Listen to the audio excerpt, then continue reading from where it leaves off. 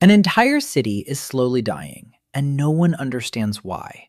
The salt isn't coming, the soldiers aren't getting paid, the treasury is empty. But the man who woke up in this world a day ago already sees a way out.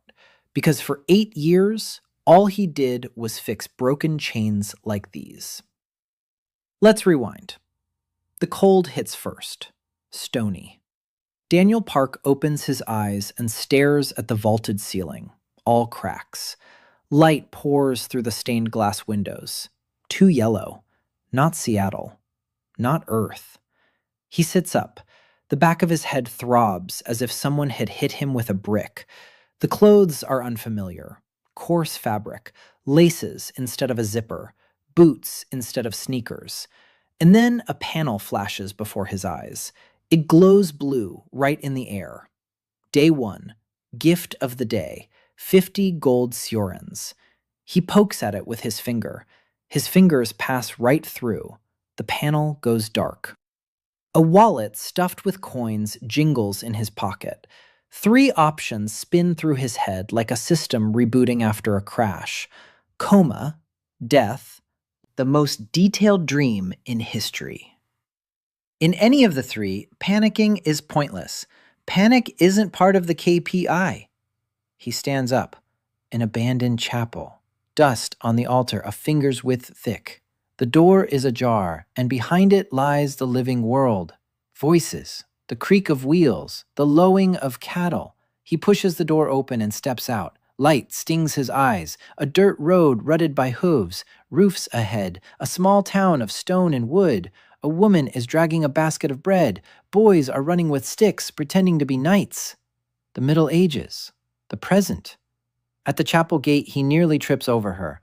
A girl of about 12, red-haired, skinny, freckles like scattered cinnamon. She holds out a wooden tray with 4 stale flatbreads and raises one finger. 1 copper coin. Daniel doesn't know the exchange rate, but he knows something else. In 8 years in logistics, he's learned one thing. Information is more valuable than any commodity. He pulls out a gold coin and places it in her hand. The girl looks at the coin, then at him. She grabs it with both hands as if afraid he'll change his mind, and she cries silently. He realizes 2 things at once. He overpaid 1,000-fold and made the best deal of his career. Her name is Lena. The town is called Stonebrook. He takes a bite of the flatbread and nearly breaks a tooth. He gives her a thumbs up. She smiles for the first time. Lena leads him to the market. The market is always the right place to start. Stonebrook is more than it seems. Stone walls. Guards at the gates are snoring and don't ask for papers. Inside, narrow streets. The smell of leather and fish. Daniel walks and counts out of habit. 12 stalls. 3 taverns. The market is sparse. Lots of grain, little meat. There's salt, but it's expensive.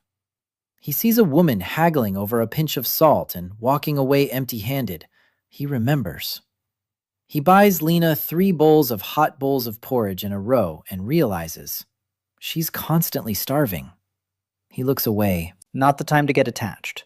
First, figure out where you are. Then save the world. All day he listens to the market and soaks up the language. By evening, he knows 40 words. 3 are heard most often: king, soldier, war. And at those words, faces turn gray. The city is afraid of something. He rents a room in a cheap tavern for silver. He counts his purse. 47 gold pieces. He falls asleep thinking not of home, nor of his mother, whom he never called, but of how Lina held the coin and cried, and of how that single gold piece did more than all his quarterly reports over 8 years. A ringing sound wakes him at dawn. The sign hangs in the air again. Day 2. Gift of the day, a sack of rock salt, 20 pounds. In the corner stands a sack that wasn't there last night. Heavy, the real thing. Daniel stuck his hand inside and smiled for the first time. Not out of joy, from recognition. This is a task, and he solves tasks. He goes to the market to the salt counter. The merchant Beren, tired eyes, an empty display case. Daniel speaks with a stutter, but numbers are universal. He draws diagrams with his finger right in the dust, and he gets everything out of Beren. 3 months ago, the salt caravan from Valmarsh stopped coming. The roads are swarming with bandits and deserters. The garrison isn't guarding them because the soldiers aren't being paid. Prices are skyrocketing. Daniel puts it all together in his head. The salt isn't coming because the roads are empty. The roads are empty because the soldiers aren't being paid. The soldiers aren't being paid because the treasury is empty. The treasury is empty because trade has ground to a halt. Trade has ground to a halt because the salt isn't coming. A vicious cycle. A classic broken chain. He's seen this 100 times. The solution is always the same. Find an entry point. Inject resources. Start the cycle. He doesn't sell salt to Beren. He offers a partnership. Beren sells his salt at 20% below market price. They split the profits. Beren stares for a long time. Then he slaps the dare. By lunchtime, the first buyers are carrying the salt home. But it's not about the money. Now Daniel knows Beren, and Beren knows all the merchants, the caravan captains, and every road in the region. After lunch, he heads to the garrison, a stone barracks by the north gate. In the courtyard, 15 soldiers in rags are playing dice and drinking swill. Weapons are rusting in their racks. No one stands up. He asks for the captain. He enters. The table is covered with papers, a map on the wall, and a man at the table, broad as if carved from stone, a scar from temple to chin, eyes red from lack of sleep. Captain Gregor. He throws out a single phrase. If you're just another tax collector, get out of here. There's nothing to take. Daniel doesn't leave. He sits down across from him. He dumps 10 gold coins on the table. Gregor falls silent. Daniel says he's a merchant and has a proposal. And he starts asking questions. How many men? 42. There used to be 60.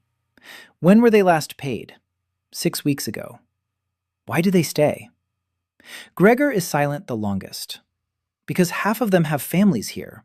If they leave, the city will be left defenseless, and their wives and children will be the first to be robbed on roads. Daniel nods. He recognizes this.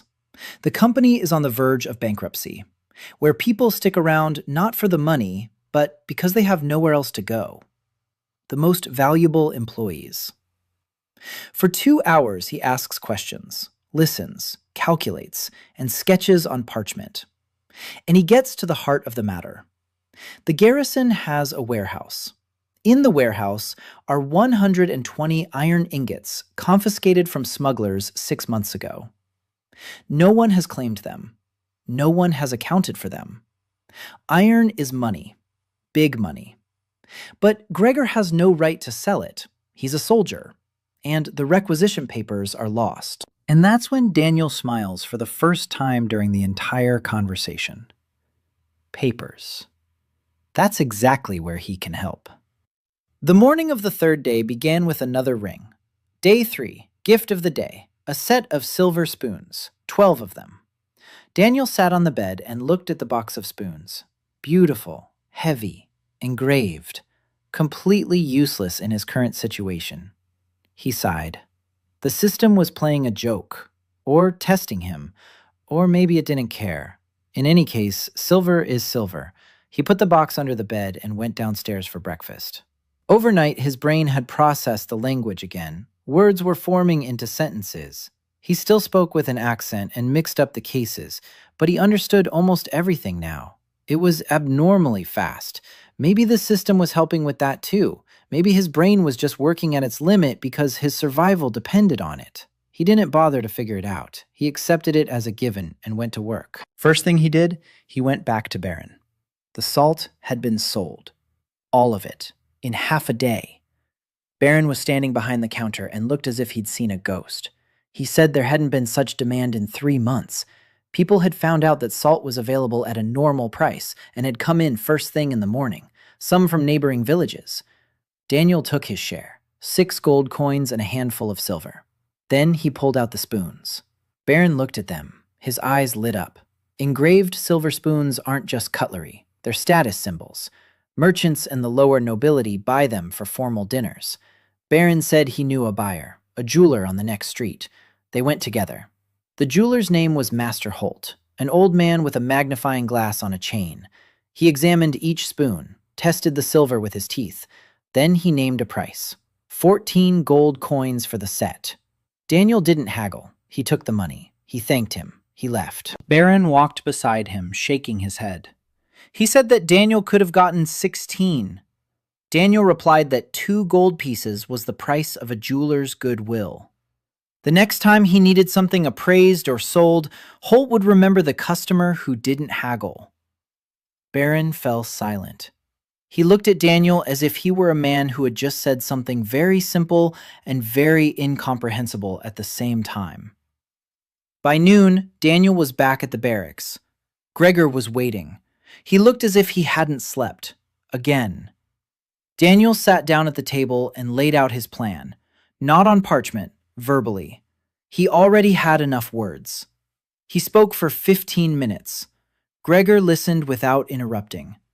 Here's what Daniel proposed. The iron in the warehouse is worth about 80 gold pieces at current prices. Maybe more. There are no papers for it, so officially, it doesn't exist. Daniel takes care of the paperwork. He'll draw up an inventory report. He'll register it as confiscated property in the city's name. The captain's signature.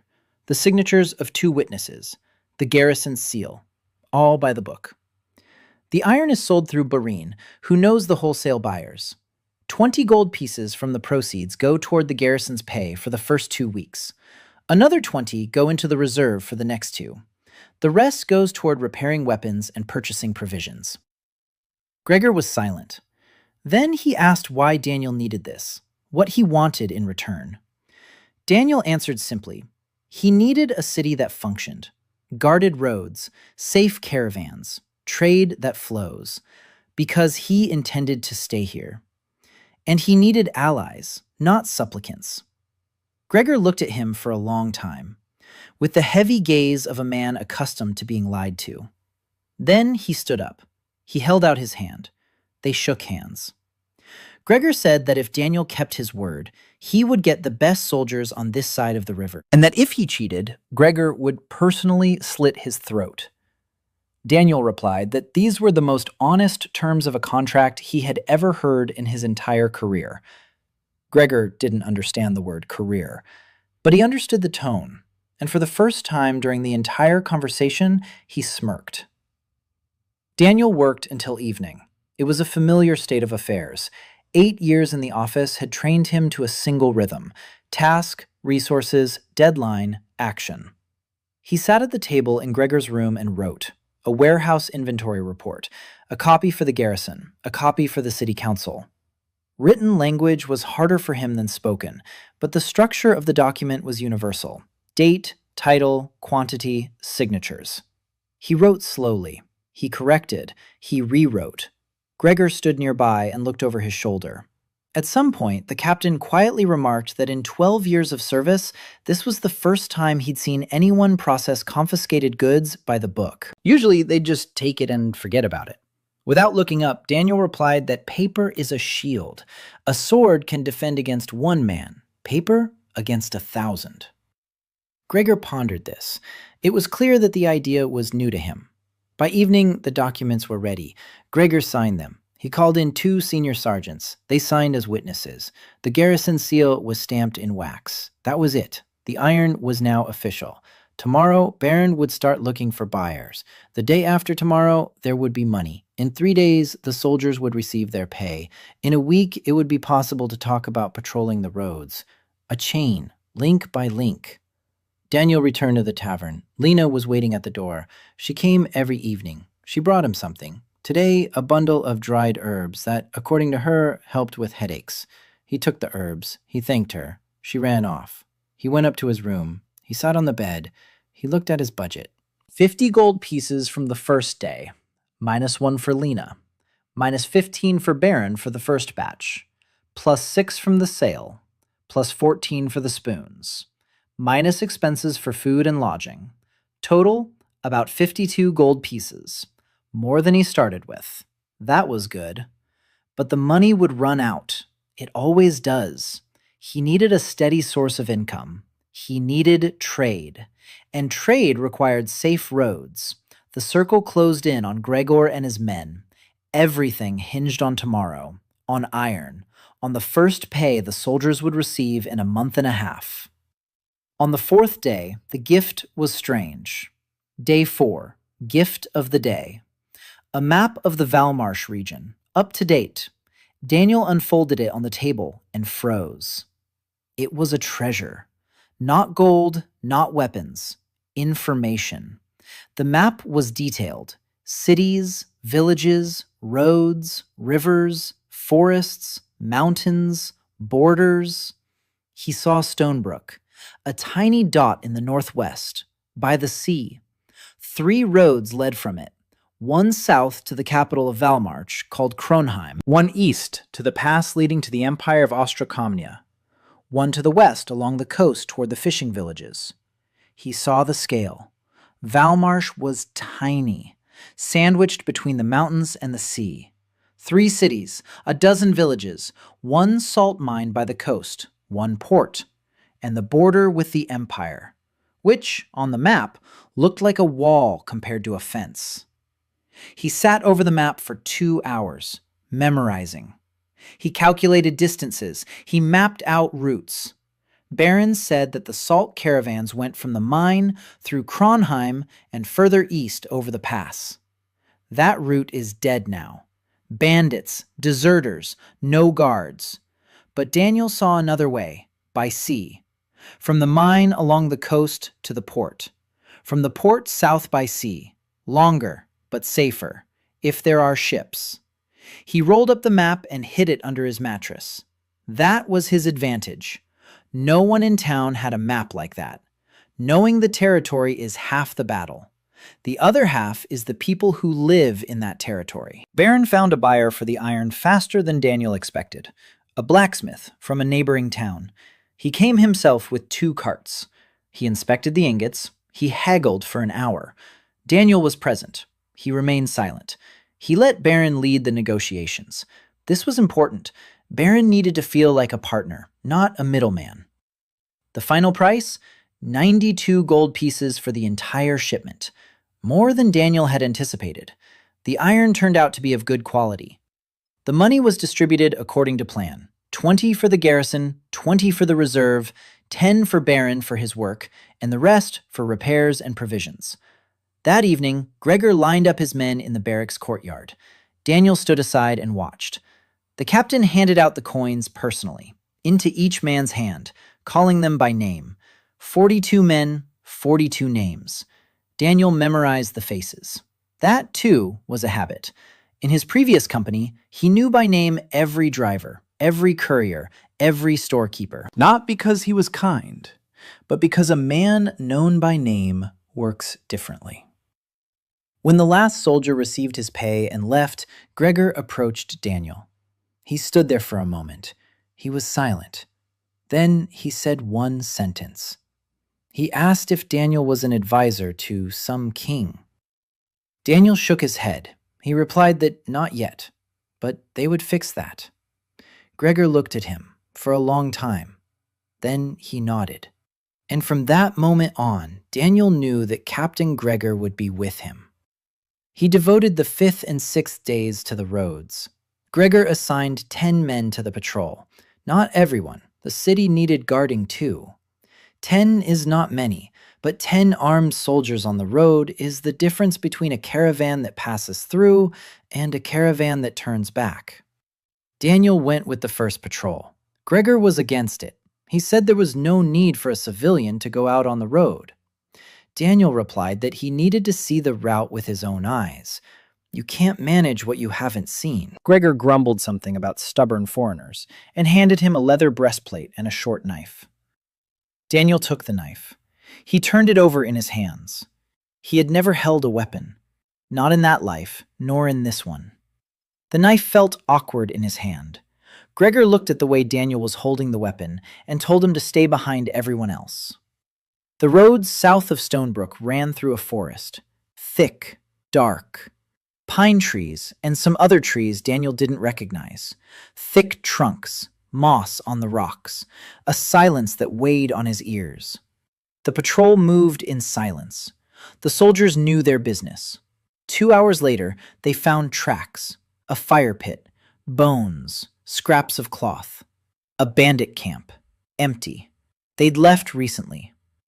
Gregor surveyed the site and said there had been about 20 of them, deserters from the southern garrisons.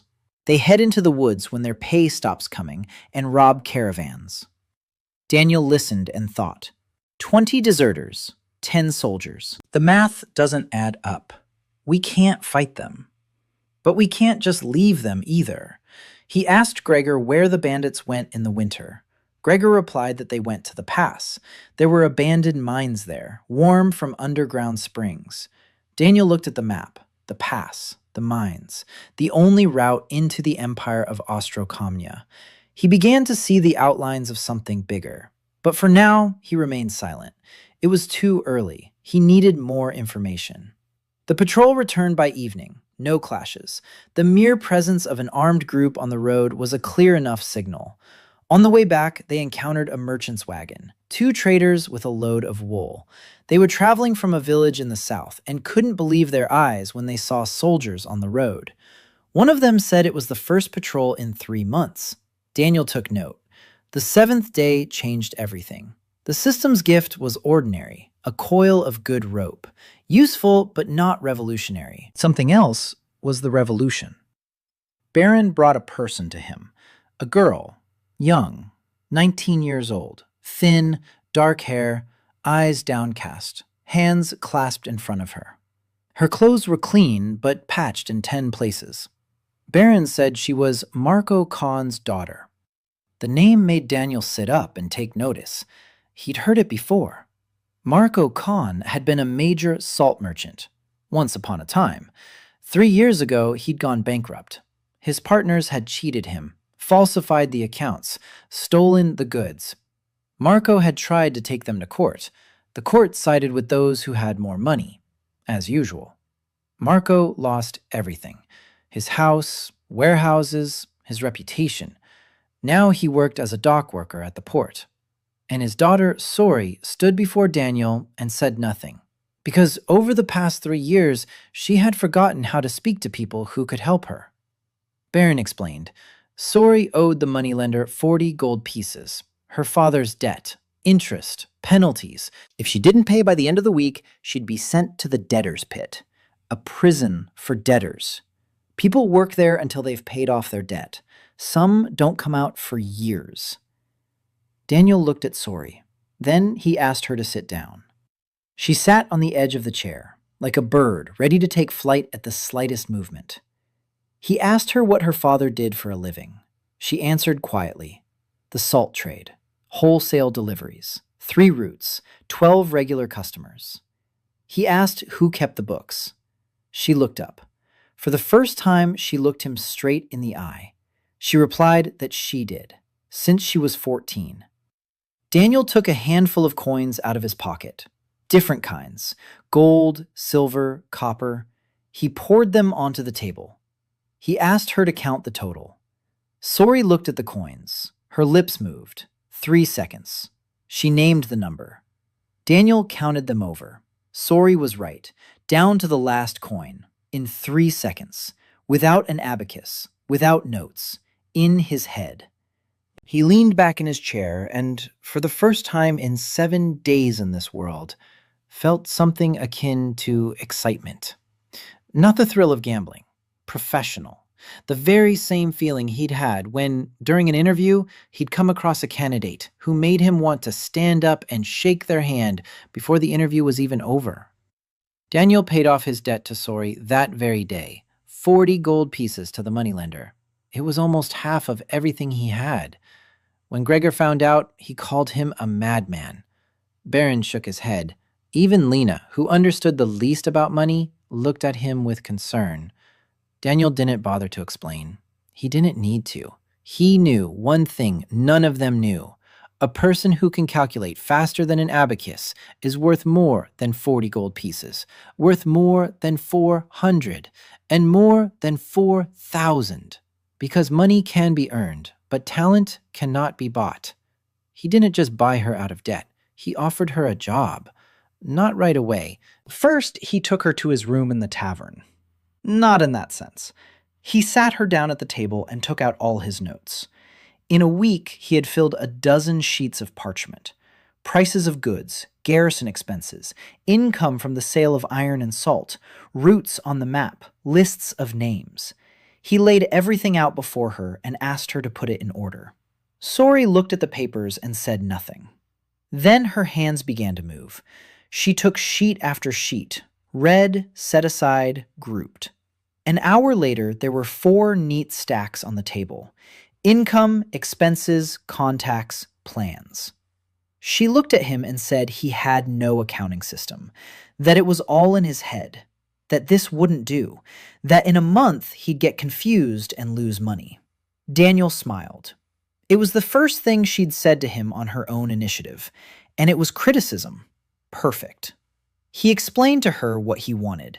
Not a ledger of income and expenses, a system. Double entry bookkeeping. Every transaction is recorded twice. Where the money came from and where it went. Debit and credit. The balance is checked at the end of each day. If it doesn't balance, there's a mistake.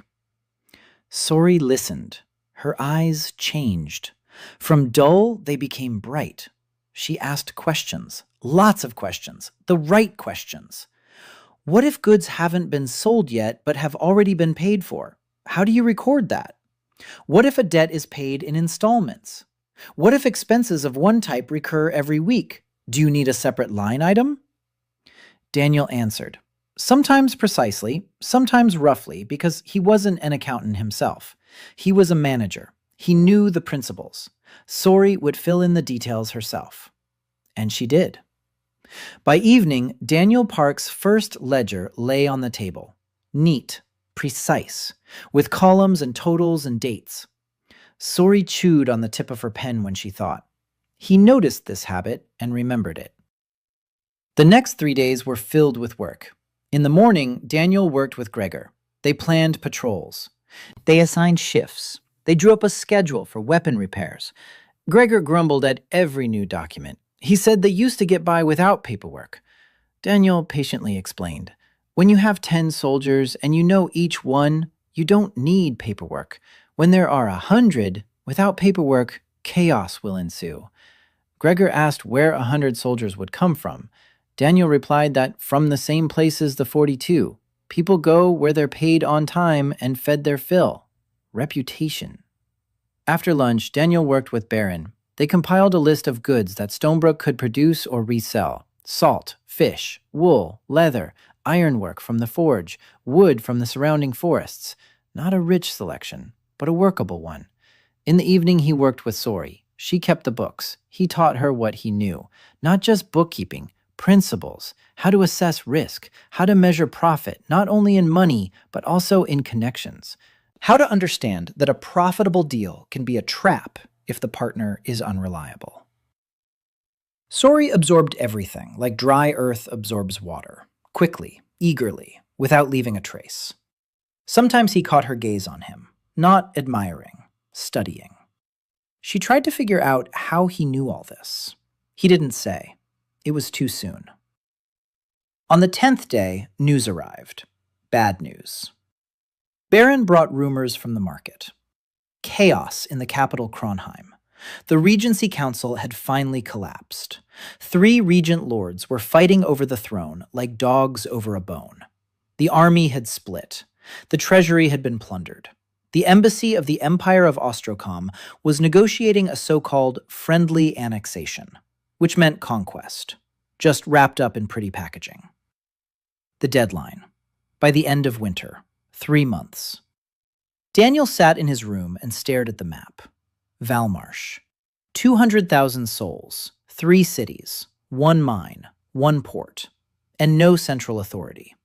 A shattered kingdom without a king, without an army, without money, with the enemy at the gates. He closed his eyes.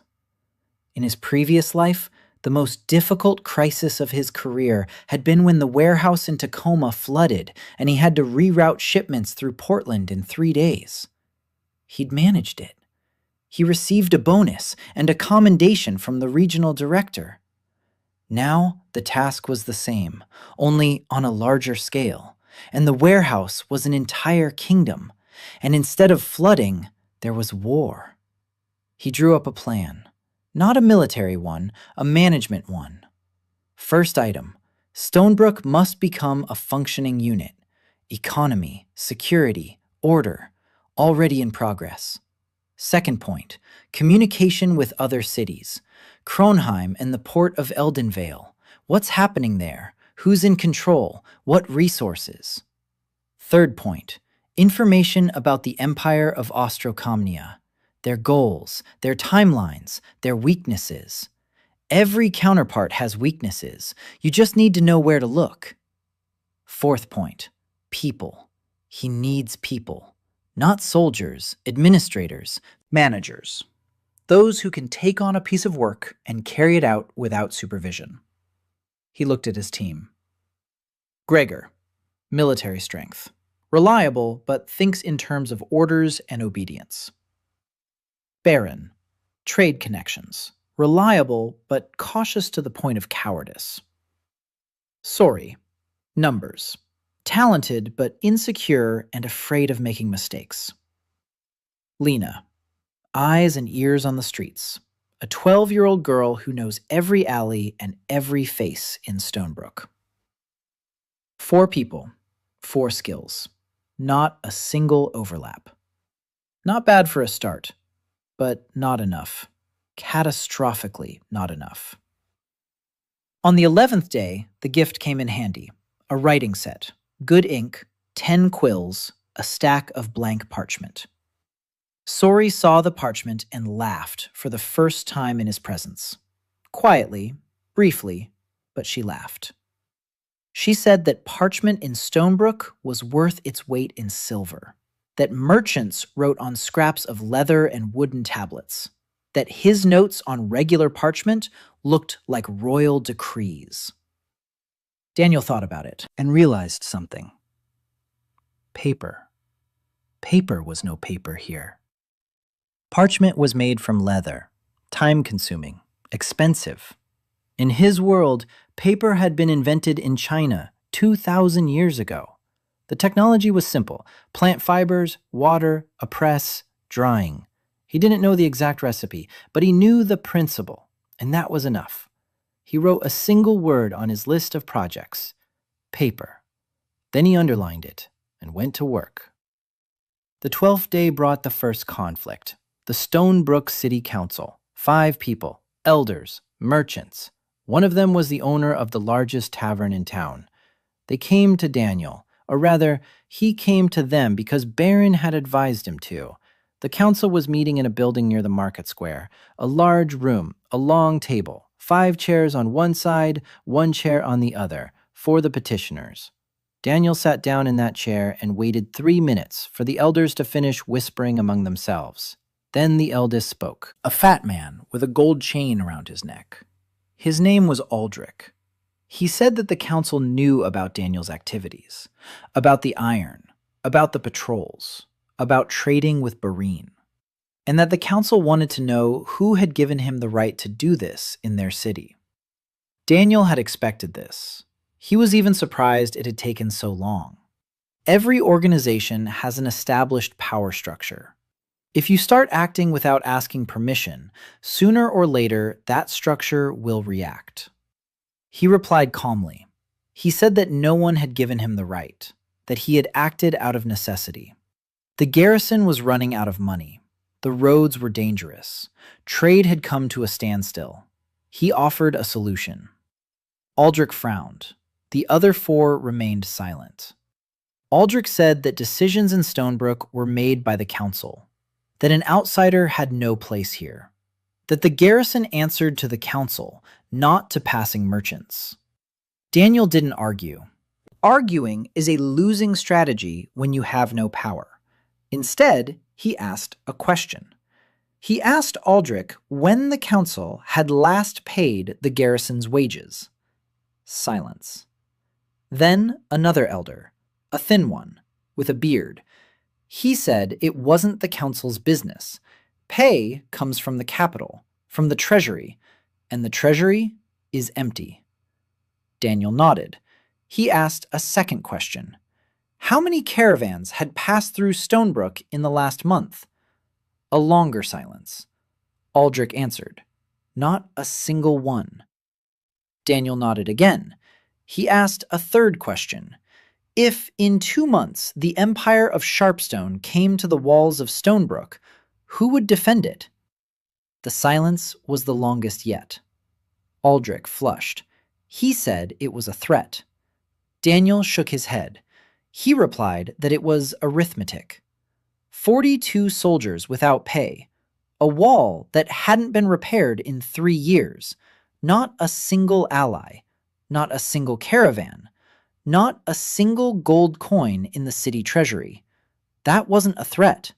It was a fact. And facts don't get any better just because you ignore them. The council was silent.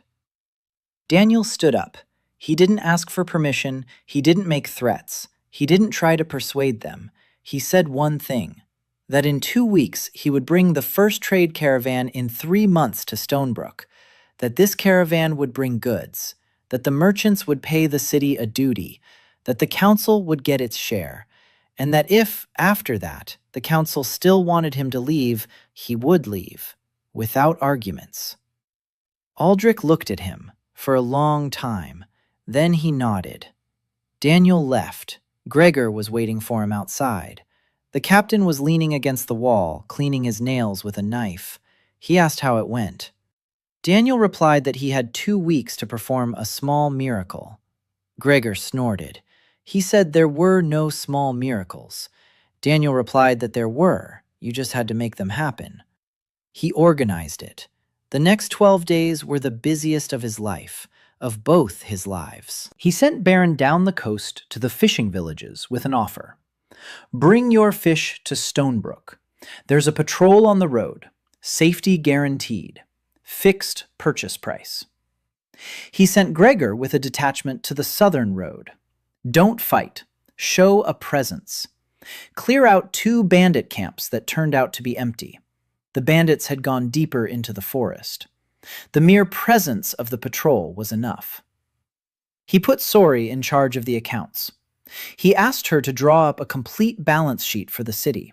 All income, all expenses, all debts, all assets. Sori worked day and night, wore out her pen. She cursed under her breath at the numbers that didn't add up.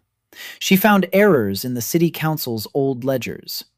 Errors that had cost Stonebrook hundreds of gold pieces over the past few years. She brought Daniel the final sheet, and he saw the whole picture. Stonebrook wasn't just poor. Stonebrook had been robbed.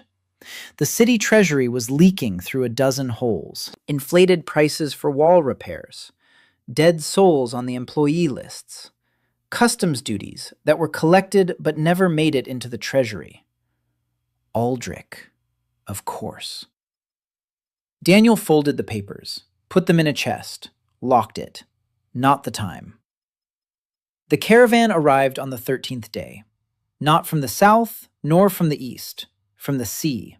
3 fishing boats with their catch. 2 carts with wool from the coastal villages. And 1 merchant, an old man named Rolf. He traded in cloth between the coast and the mountain settlements. For the past 6 months, he idled in the port of Eldenvale because the caravan routes had closed.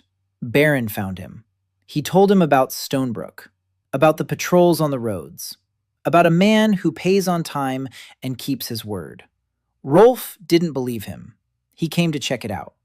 When he saw the soldiers at the gate and the market square bustling with trade again, he sat down on a step and rubbed his eyes for a long time. Then he asked where this man was. Baron took him to D'Angel. Rolf turned out to be more useful than 3 caravans. He knew the coast, every cove, every port, every captain, and he knew the most important thing. The port of Eldenvale is alive. Barely, but alive. The salt mine is operating. At a minimum, because there's no one to transport the salt to the mainland. The roads are cut off. Only the sea remains. But maritime trade requires organization, which doesn't exist. Captains are acting on their own, competing instead of cooperating. Cargo is getting lost. There are no schedules. Prices are all over the place. Daniel listened and took it all in. That was his job, literally. For 8 years, that was exactly what he'd been doing. Supply chains, logistics, transportation coordination. The only difference was that instead of trucks and containers, there were boats and carts. But the principles were the same. He spent Rolf for 2 days. They pored over a map, calculating routes, travel time, boat capacity, shipping costs. Sori wrote down every number. By the end of the second day, they had a plan. The shipping line, Eldenvale, Stonebrook. Then along the coast to 2 trading cities beyond Valmarsh. 3 voyages a month, a fixed schedule. Cargo is consolidated at the ports. Prices are agreed upon in advance. Rolf coordinates the captains. Baron handles sales in Stonebrook. Daniel finances the first 3 voyages out of his own pocket, a 20 gold investment. Rolf looked at the diagram on the parchment and said nothing. Then he said that in 50 years of trade, he had never seen anyone draw a route like a battle plan. Daniel replied that trade is a battle, just with different weapons. The 14th day, a gift from the system. A bronze medallion with an inscription in a language Daniel didn't know. Beautiful, heavy, mysterious. He put it in his pocket and forgot about it for 3 days. Then he regretted it. But more on that later. Rolf's caravan headed back to the coast with its first shipment. Salt from Baron's reserves. Ironware from the smithy. Pieces of woolen cloth from local weavers. Not much, but it was the first goods to leave Stonebrook in 3 months. The city council collected the duty. 4 gold and 7 silver. Aldrich accepted the money in silence. He didn't thank them, but he didn't object either. Daniel counted it as a victory. A small one, but his first in the political arena. He spent the 15th and 16th days on Gregor, not on the army, on the man. Gregor was a good commander, but a poor administrator. He thought in terms of battle, attack, defense, order, execution. Daniel saw more in him. Gregor knew every one of his soldiers. He knew their families, their weaknesses, their strengths. He remembered who was wounded and who needed a day off. It was a natural talent for managing people, just without the language to describe it. Daniel began to teach him, not to order, but to explain, not to cut, but to plan. The first lesson was simple. Daniel asked Gregor to make a list of all the soldiers. Name, age, family, specialization, health status, strengths, weaknesses. Gregor grumbled. He said he knew all that in his head.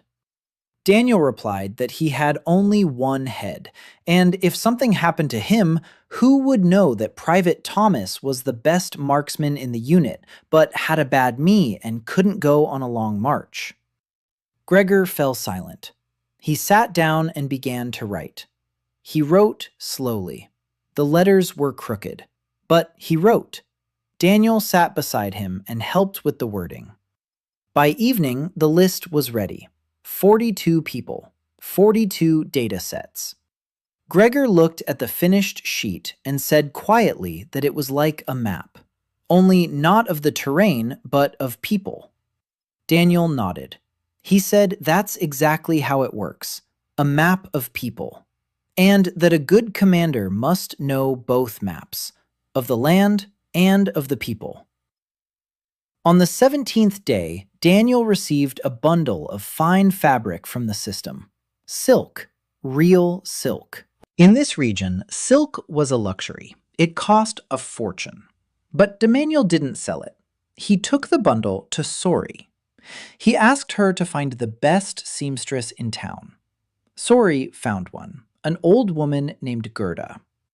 Daniel ordered 6 silk scarves from her. Embroidered. The symbol of Stonebrook. A tower and a wave. Gerda asked why. Daniel explained. Gifts. For the right people at the right time. A gift is not a bribe. A gift is the language of power. Gerda didn't understand, but she sewed them beautifully. Daniel put 5 of the scarves away. He gave 1 to Rolf before his next voyage. The old merchant unfolded the silk scarf embroidered with a tower and a wave and looked at Daniel with new eyes. Not as a trading partner, as someone greater. The 18th day. Lena brought news. She had overheard a conversation between 2 strangers at the market. They were asking about a stranger who commanded the garrison and traded in salt. The description matched Daniel. They weren't locals, well-dressed, armed. Lena didn't get close, but she remembered their faces. She described them to Daniel. He listened and felt a chill between his shoulder blades. Someone was interested in him. Someone from outside. He told Lena to be careful and not to approach strangers. Then he went to Gregor. He told him. Gregor wasn't surprised. He said that a stranger with money who's building up the town always attracts attention. The question is, whose? If it's the people of Ostrakamia, that means they're already looking towards Stonebrook. If it's the regent's people, then the capital has taken notice too. Both options are dangerous. Gregor suggested posting lookouts. Daniel agreed, but he added, don't touch them, just watch. Who they are, where they're staying, who they're talking to. Information is more important than safety. Gregor grimaced. For him, safety always comes first. But he listened. The strangers left 2 days later, quietly, at night, leaving no traces. Gregor checked the room in the tavern where they had been staying. Empty. Just a scratch on the windowsill. A symbol. Gregor recognized it. Black silk. A mercenary guild, the most dangerous in the region. They don't fight openly. They gather information, carry out orders, assassinations, kidnappings, blackmail. If Black Silk is interested in Daniel, it means someone has already paid for the reconnaissance. The next step will be an order. Daniel listened to this and was silent for a minute. Then he asked Gregor how much a contract killing through Black Silk would cost. Gregor answered, it depends on the target. For an ordinary person, 100 gold pieces. For a noble, 500. For a ruler, 1,000 or more. Daniel smirked. He said that for now, he was worth no more than 100. He needed to raise his price. Gregor didn't appreciate the humor, but he began doubling the security. The 20th day, the gift of the day, a thick book in a leather binding. Daniel opened it and discovered it was the history of Valmarsh, detailed, with genealogies, maps, descriptions of laws. He read it for 2 days, every spare moment, and the more he read, the clearer the picture became. Valmarsh wasn't always weak. 100 years ago, it was a thriving kingdom. Salt mining brought in gold. The fleet was strong. The army was sufficient. Then the decline began. Not because of wars, because of poor management. 3 generations of kings who spent more than they earned, who didn't invest in infrastructure, who handed out privileges to their favorites and stifled trade with taxes. A classic case. A company that lived off old contracts and failed to evolve. He had seen such ones in his past life. They all ended the same way. The 21st day became a turning point. In the morning, a carriage pulled up to the gates of Stonebrook. Old, but once luxurious. A coat of arms on the door, faded but recognizable. A woman stepped out of the carriage, tall, straight-backed, gray streaks in her chestnut hair, a stern yet beautiful face. Her clothes were simple but clean. She looked at the city gates as if she had returned home after a long absence. The guards at the gates saluted, not because they knew her, because her bearing left them any choice. Gregor recognized her first. He paled. He straightened up. He squared his shoulders and quietly told Daniel her name, Margaret Ashford, former lady-in-waiting to Queen Eleanor, chief steward of the court. The woman who had maintained what remained of order in Kronheim for 20 years while the regents dragged everything that wasn't nailed down out of the palace. Daniel asked why she was here. Gregor replied that he didn't know. But if Margaret Ashford had come to Stonebrook, it meant things had gotten really bad in the capital. Margaret didn't come to see Daniel.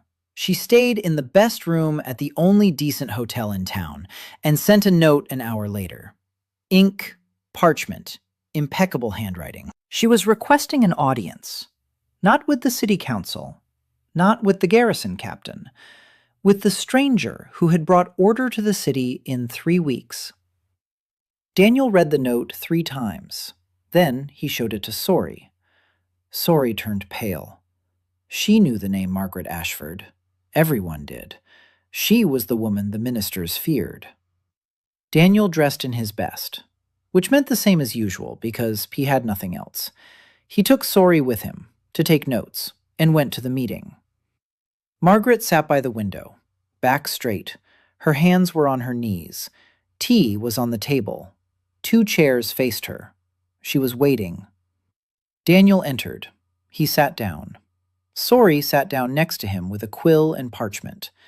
Margaret looked at him for a minute without saying a word. She was studying him. He let her. He didn't look away. Then she spoke. Her voice was like that of a teacher addressing a class. Steady, firm, with a note of familiar superiority. She said she had come to see him with her own eyes, that in Kronheim they were talking about the stranger in Stonebrook, that some considered him a charlatan, others an adventurer, still others a spy for Ostrokam. She wanted to understand who he really was.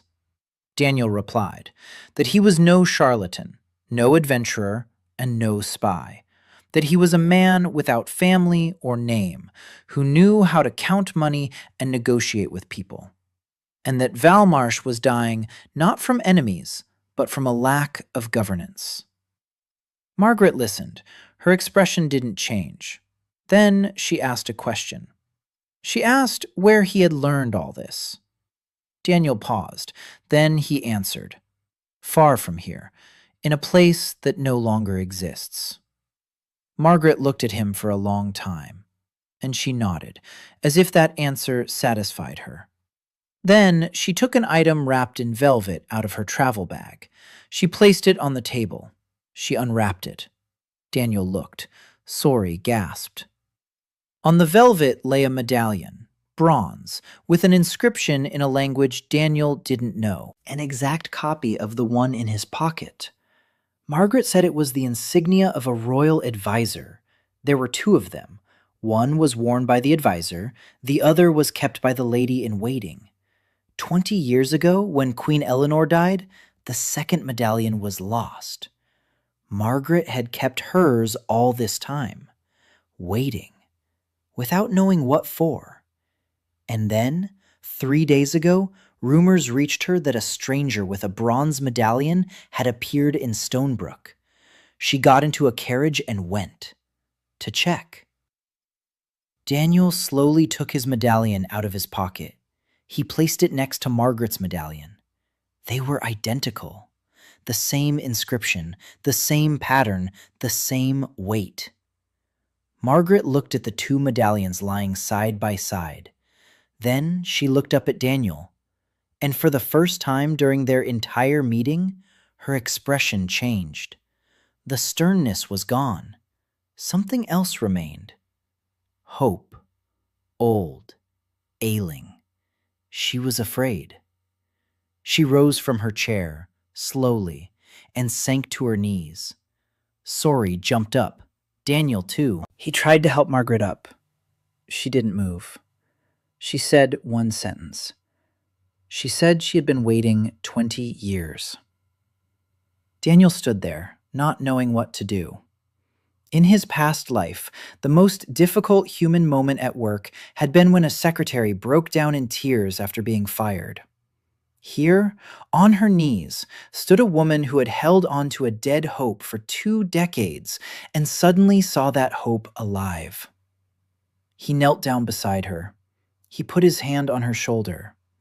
He said quietly that he didn't want her to be on her knees, that he needed her to stand up and help him. Because he had no idea how to run a kingdom, and he desperately needed someone who knew how the court worked. Margaret raised her head. She looked at him, and in her eyes he saw something that made him fall silent. Not admiration, not loyalty, recognition. As if she saw someone else in him, someone she remembered. She stood up, smoothed her skirt, wiped her eyes with one quick motion, and in a voice that had once again become hard as stone, she said that if he really was who she thought he was, then they needed to go to Kronheim immediately. Because in 9 days, the Regency Council would sign a treaty transferring Valmarsh to the Empire of Ostracom, and unless a king stepped in to veto the treaty, Valmarsh would cease to exist. They set out at dawn. Daniel, Margaret, Sori, Gregor with 10 of his best soldiers. Lena, too. Daniel tried to leave her in Stonebrook. She refused, silently. She just climbed onto the cart and sat down between the sacks of provisions. Gregor looked at Daniel. Daniel looked at Lena. Lena looked at both of them with an expression that brooked no argument. They set off. Daniel left instructions for Baron, in writing, to continue trading, to keep an eye on the routes, to keep the books as Sori had taught him, to wait for news. Baron nodded. He shook Daniel's hand. He told him not to let himself get killed. Daniel replied that he would try. The journey to Kronheim took 5 days on horseback. They were traveling by wagon, so 7 days. They had 9 days until the treaty was signed, 2 days to spare. Margaret sat next to Daniel in the carriage and talked. A lot. Fast. To the point. She told him everything he needed to know about the capital, about the palace, about the regents, about the courtiers. 3 regents. Lord Houghton controls the treasury. Greedy, cautious, dangerous because he's smart. Lord Bertram controls the army, or rather what's left of it. Rough, straightforward, not dangerous in and of himself, but dangerous because of his unpredictability. Lady Annal controls the courts and the laws. Cunning, quiet, the most dangerous of the 3 because no one ever knows what she's thinking. All 3 want the throne. None can take it because the other 2 won't let them. A stalemate, which has lasted 6 months. And it is precisely this stalemate that gave Ostrocamny a chance. While the regents squabble, the empire quietly prepares for annexation. The treaty has already been drafted. The terms are lenient on paper. Valmarsh retains formal autonomy, but the army is imperial. The treasury is imperial. The laws are imperial. The salt industry is coming under the control of the imperial monopoly. This isn't an annexation. It's a takeover. Slow, quiet, final. Daniel listened and pieced it all together in his head. 3 players at the table. Each one is blocking the other 2. An outside player is ready to take the pot. A classic game theory scenario. In such a situation, a 4th player is needed, one who will change the balance. On the 2nd day of the journey, the system's gift was unexpected. Day 23. A set of fine clothes. A dark blue doublet, trousers, boots, a cloak. All his size, all of good quality, not luxurious but decent. Margaret saw it and nodded approvingly. She said that one couldn't enter the palace in travel clothes. Daniel changed. He looked at himself in the small mirror that Margaret had taken out of her bag. He saw a stranger. Not Daniel Park from Seattle. Someone else.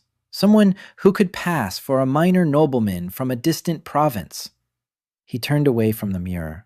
He felt uneasy. Not because of the clothes, because of the feeling that he was playing a role, that this was all a performance, that he was an imposter. That feeling would return every morning, every time someone looked at him with hope. He buried it deep inside, just as he used to bury his anxiety before important negotiations in his past life. He smiled. He squared his shoulders. He walked on. On the third day of their journey, they encountered refugees, a family, a man, a woman, 3 children. They were walking, their belongings on a makeshift stretcher, their faces gray with exhaustion. Gregor stopped the column. The man told their story. They were from a village east of Kronheim. Lord Bertram's soldiers had come last week. They took the grain, they took the livestock, they said it was a war levy, they paid nothing. Those who didn't give it up voluntarily were beaten. An old man died. The family gathered what they could and left. Anywhere, just far away. Daniel listened. His face was calm. His hands were empty. He clenched his fists so tightly that his knuckles turned white. He gave the family food from his supplies. He gave them silver. He pointed the way to Stonebrook. He said it was safe there, that there was work and shelter there. The man looked at him with the distrust of someone who had been deceived too often, but he took the silver, and he left. Daniel stood and watched them go. Margaret came over. She stood beside him. She was silent. Then she said quietly that it was like this all over Volmarch. The regents were plundering their own people to feed their soldiers. The soldiers were plundering the villages to feed themselves. The villages were emptying. There was no one to sow the seeds, no one to harvest the crops. By spring, famine will set in. If Ostrocommon doesn't take Valmarsh by force, he'll take it by starvation. Daniel nodded. He asked how many people had left the villages over the past 6 months.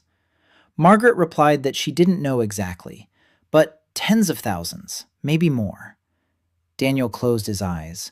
200,000 souls, minus tens of thousands of refugees, minus ravaged villages, minus a collapsed economy, minus a hungry winter ahead. The numbers were terrifying. He opened his eyes. He looked at Margaret. He said they needed to hurry.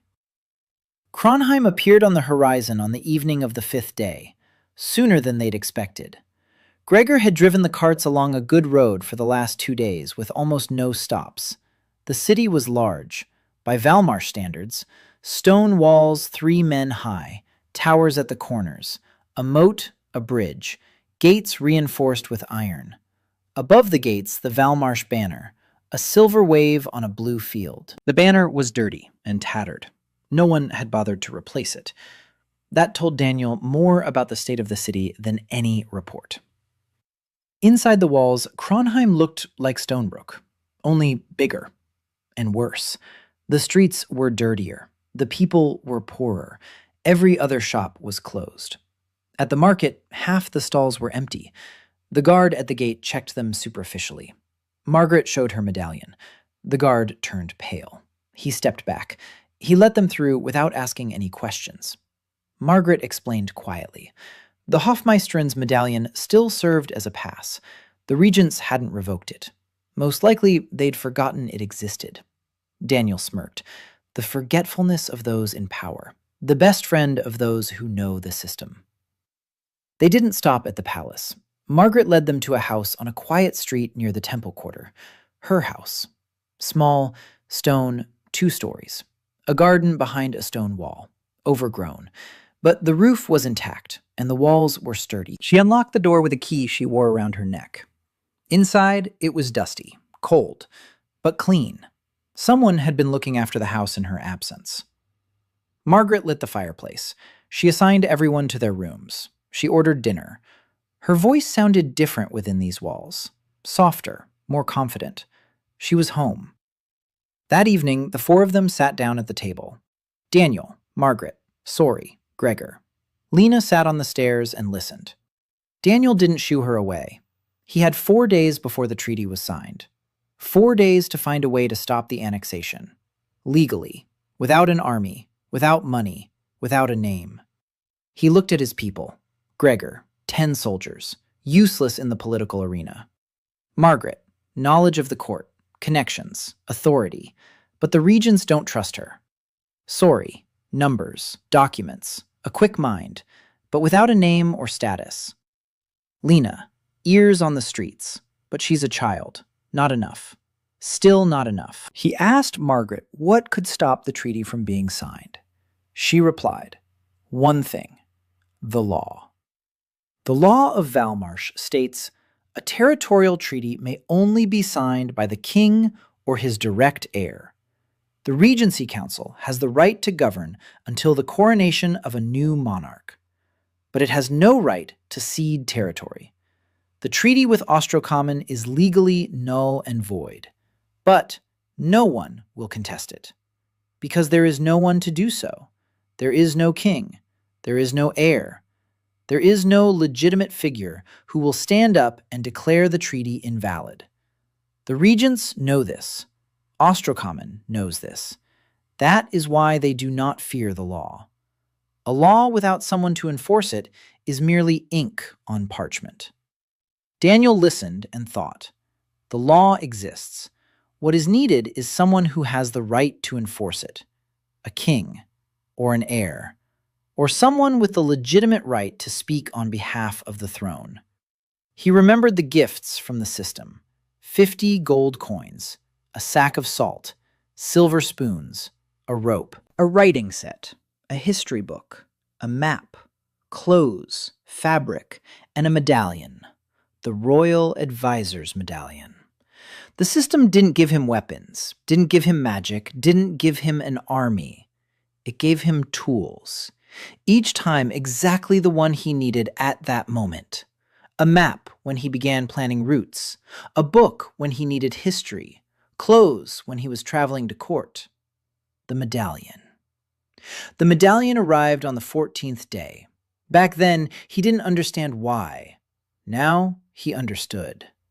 The system knew he would meet Margaret. It knew the medallion would lead him to her. It knew she would lead him to Kronheim. This was no coincidence. It was logic. Someone else's calculating logic. And that thought sent a chill down his spine.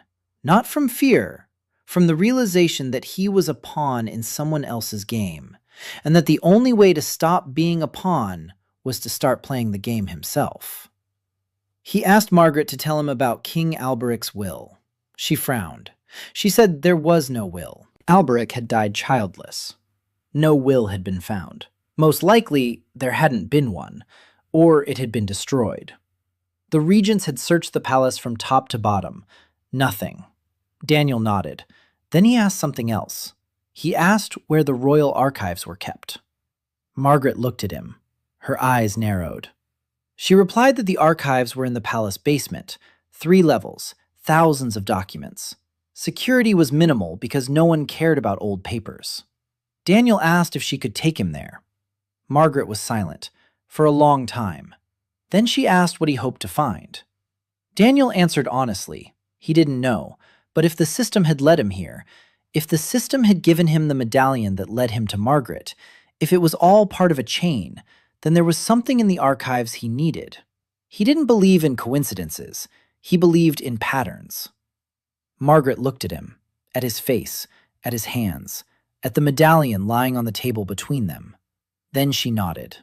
She said that tomorrow morning she would take him to the palace, through a side entrance known only to the servants, through corridors even the rats had forgotten, to the archives where no one had gone since the king's death. The next morning, the 26th day, a gift from the system, a lantern that burns without oil. It just shines with an even, warm light. It doesn't go out in the wind. It doesn't get hot. Daniel took it in his hand and snorted. Of course, a lantern for the basement. The system didn't even try to pretend it was a coincidence. Kronheim Palace was enormous. Gray stone, towers, passages, inner courtyards. But up close, it looked just like everything else in Valmarsh. Neglected, cracked walls. The moat had dried up. The garden was overgrown. The ground floor windows were boarded up. Margaret led them through the labyrinth of back corridors. She knew every turn, every staircase, every creaking floorboard. Daniel followed her. Sori followed him. Gregor stayed outside with the soldiers. A military detachment would have drawn attention in the palace. Lena had disappeared somewhere within the first 5 minutes. Daniel wasn't worried. Lena always came back. and always with information. They descended 3 levels. The staircase was stone, narrow, damp. A lantern illuminated the mold-covered walls. On the lowest level was a door, iron. The lock was rusty. Margaret had a key. It turned with a creak. The door opened. Behind it lay the archives. 3 halls, floor-to-ceiling shelves, scrolls, books, folders, bundles of documents tied with string, dust, cobwebs, the smell of old leather and damp stone. Daniel raised the lantern. Light flooded the first hall. He saw the scale of it and was momentarily taken aback. Thousands of documents, no catalog, no system, piled up haphazardly. Finding anything specific here was like searching for a single line in a database without a search function. Margaret said the archive hadn't been sorted through in 50 years. The last archivist died under the old king. No new one had been appointed. Daniel didn't start searching at random. He sat down on the floor. He took out a parchment and a quill and began to organize. The principle was the same as with any chaos. Break it down into sectors, define criteria, weeding out the unnecessary, narrow the search. He divided the hall into designated zones. He asked Sori to start with the right wall, to check every document. If it was a tax record or a trade agreement, set it aside. If it was correspondence or a decree, read the first lines and report back. Margaret worked on the left wall. She knew the old labeling system. Colored ribbons on the scrolls, red for royal decrees, blue for correspondence, green for finances. The system had long since fallen apart, but some ribbons remained. They worked for 5 hours. Daniel read the documents, one after another. His eyes ached from the small handwriting in the dim light, but he didn't stop.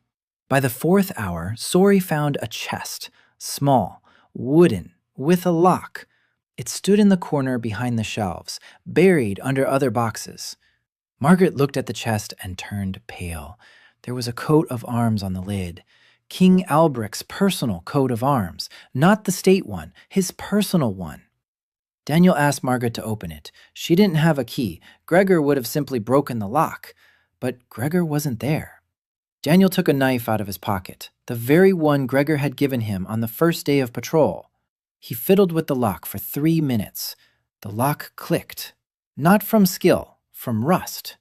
He opened the lid. Inside were papers, not many, 10 sheets, letters, all written in the same handwriting, small, neat. Margaret took the first letter. She read it. Her hands were shaking. She said it was Alberic's handwriting, his personal notes, not official ones, private. He wrote them during the last year of his life, when he already knew he was sick, when he realized he would die without an heir. Daniel took the letters. He read them slowly. The language was more complex than spoken speech, old-fashioned, flowery, but understandable. Alberic wrote about Valmarsh, about his fears, about the regents he didn't trust, about Ostracom, who was waiting for his death like a vulture. And on the penultimate page, one sentence, which changed everything. Alberic wrote that he had drawn up a will, a secret one, sealed with a seal, and he had hidden it in the one place the regents would never think to search, in the chapel on the road to Stonebrook, the very chapel where his wife Eleanor loved to pray, the very chapel where Daniel Park had woken up 26 days ago. Margaret and Sori were looking at him. He was looking at the letter, the chapel. That very chapel, the place of his arrival. It couldn't be a coincidence. It wasn't a coincidence. The system had dropped him right there, right where the will was hidden. And it gave him 26 days so he could reach this moment on his own, so he could find people, so he could build a team, so he could earn Margaret's trust, which would lead him to the archive. The whole chain. From day one, it was orchestrated by someone who could see 10 moves ahead. Daniel put the letters back in the chest. He turned to Margaret. He said they needed to go back to Stonebrook. Margaret turned even paler. She said they had 3 days before the contract was signed. that going back was madness. Daniel shook his head. He said they didn't need to go. They needed to send someone. Someone fast. Someone who knew the way. Someone he trusts. They climbed out of the basement, went out into the hallway, and there, sitting on the windowsill, was Lena, swinging her legs, chewing an apple, and waiting. Daniel looked at her. She looked at him. He asked if she could get to Stonebrook in less than 5 days. Lena stopped chewing. She thought for a moment. She replied that if he gave her a horse, she could make it in 3. She knew a shortcut through the hills, through the forest, the path that only locals use. Gregor would be against it. A child, alone, on horseback, through dangerous territory. Daniel knew that, but he had no choice. None of his soldiers knew the way. None of his men were faster than Lena. He crouched down in front of her, looked her in the eyes, explained what needed to be done. Ride to the chapel on the road to Stonebrook. Go inside. Find the hiding place. He didn't know where the hiding place was, but Lena would find it. She found everything. She nodded. Her eyes were serious, not a trace of fear, only determination. Daniel handed her a purse of silver for the journey, a lantern for the chapel, and his knife, just in case. Lena hid everything under her cloak. She looked at him one more time. Then she turned and ran down the corridor, quickly, silently, like a shadow. Margaret stood nearby and said nothing. Then she whispered that he had sent a child. Daniel replied that he had sent the only person who was certain to return. Margaret looked at him and found nothing to say in reply. Now all that remained was to wait. 3 days. 3 days until the contract. 3 days until Lena. 3 days in a city full of people who wanted Valmarsh dead. The first day of waiting was the hardest. Daniel sat in Margaret's house and couldn't do anything. Just wait. He hated waiting. 8 years in logistics had taught him one rule. If you're waiting, you're not working. If you're not working, someone else is working against you. He stood up, got dressed, went into town. Margaret tried to stop him. She said they might recognize him, that the regents have eyes everywhere. Daniel replied that no one knows him by sight. He's a stranger, one of thousands. In a city full of refugees and vagrants, one more unfamiliar face means nothing. Margaret pressed her lips together, but she didn't argue. She was already beginning to understand that this man didn't listen when he'd made up his mind. He listened when he was thinking.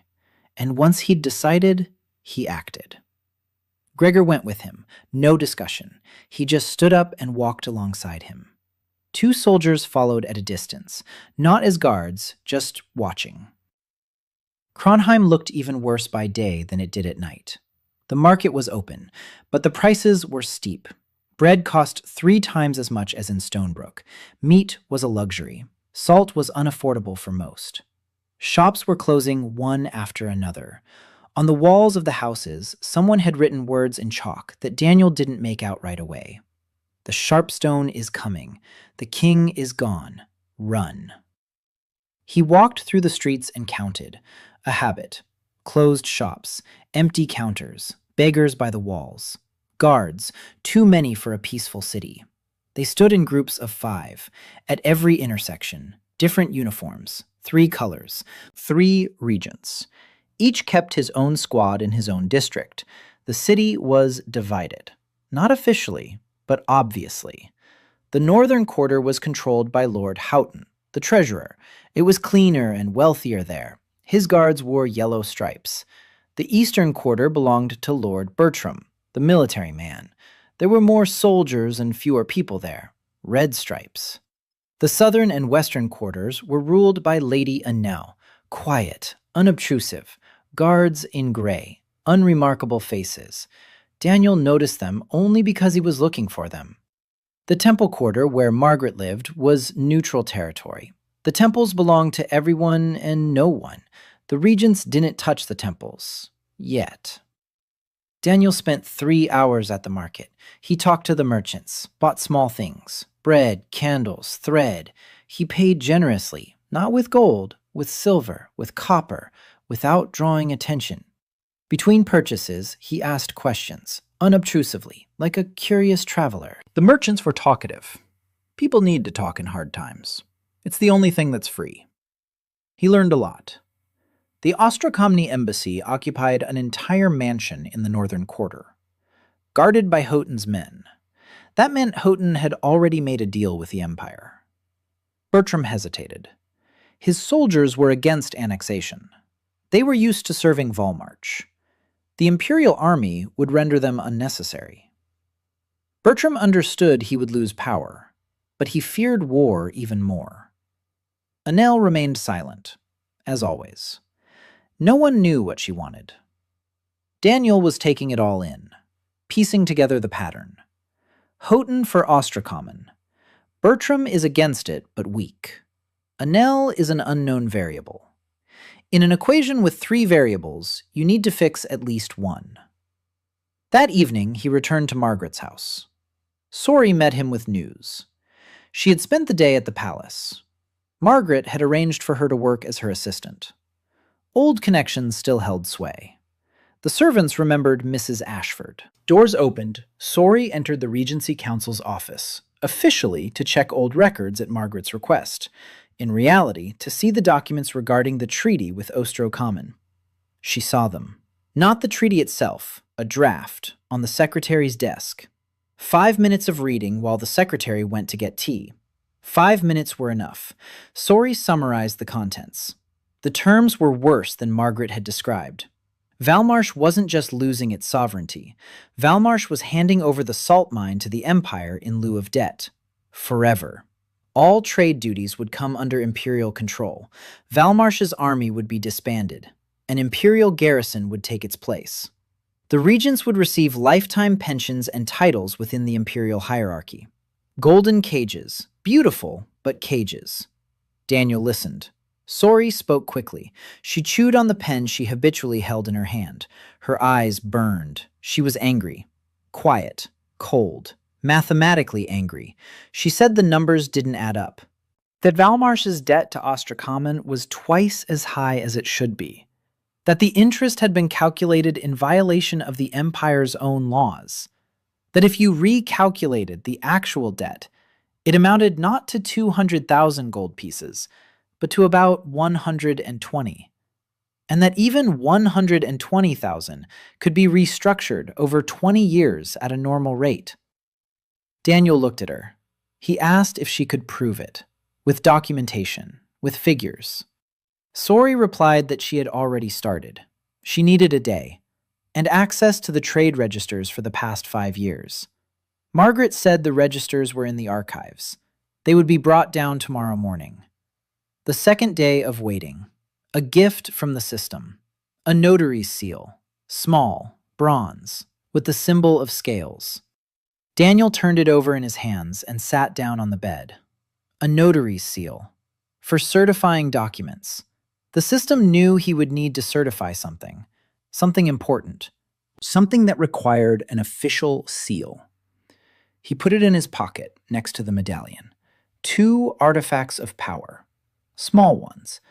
But in this world where the written word has the force of an oath, a small bronze circle could be worth more than an army. In the morning, Sori and Margaret went down to the archives. Daniel stayed upstairs. He had another task. He had to see Bertram. Not Hotun, who had already sold out. Not Enel, who was a wild card.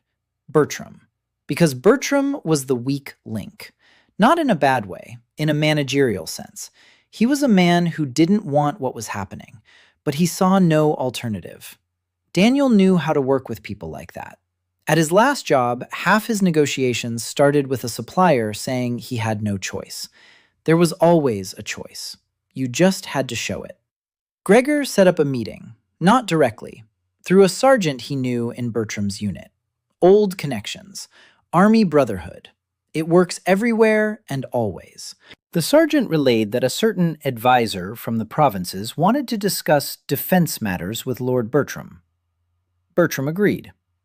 Not because he was interested, because he was bored. A regent without real power. A soldier without a war. A man who was used to taking action and had been forced to wait.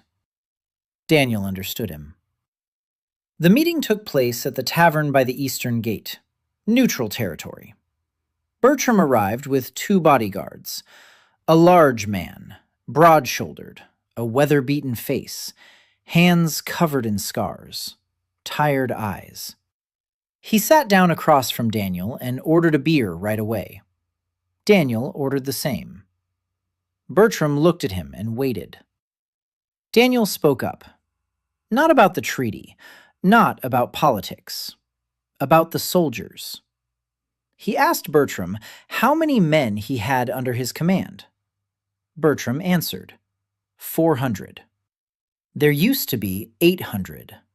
Half had deserted or gone over to the bandits. Daniel asked when they'd last been paid their full pay. Bertram grunted. 5 months. Daniel asked what the soldiers ate. Bertram's face darkened. By requisitioning supplies from the villages. He knew it was looting, but he saw no other way out. People were starving. Soldiers were people too. Daniel nodded. He didn't judge him. He didn't lecture. He asked the next question.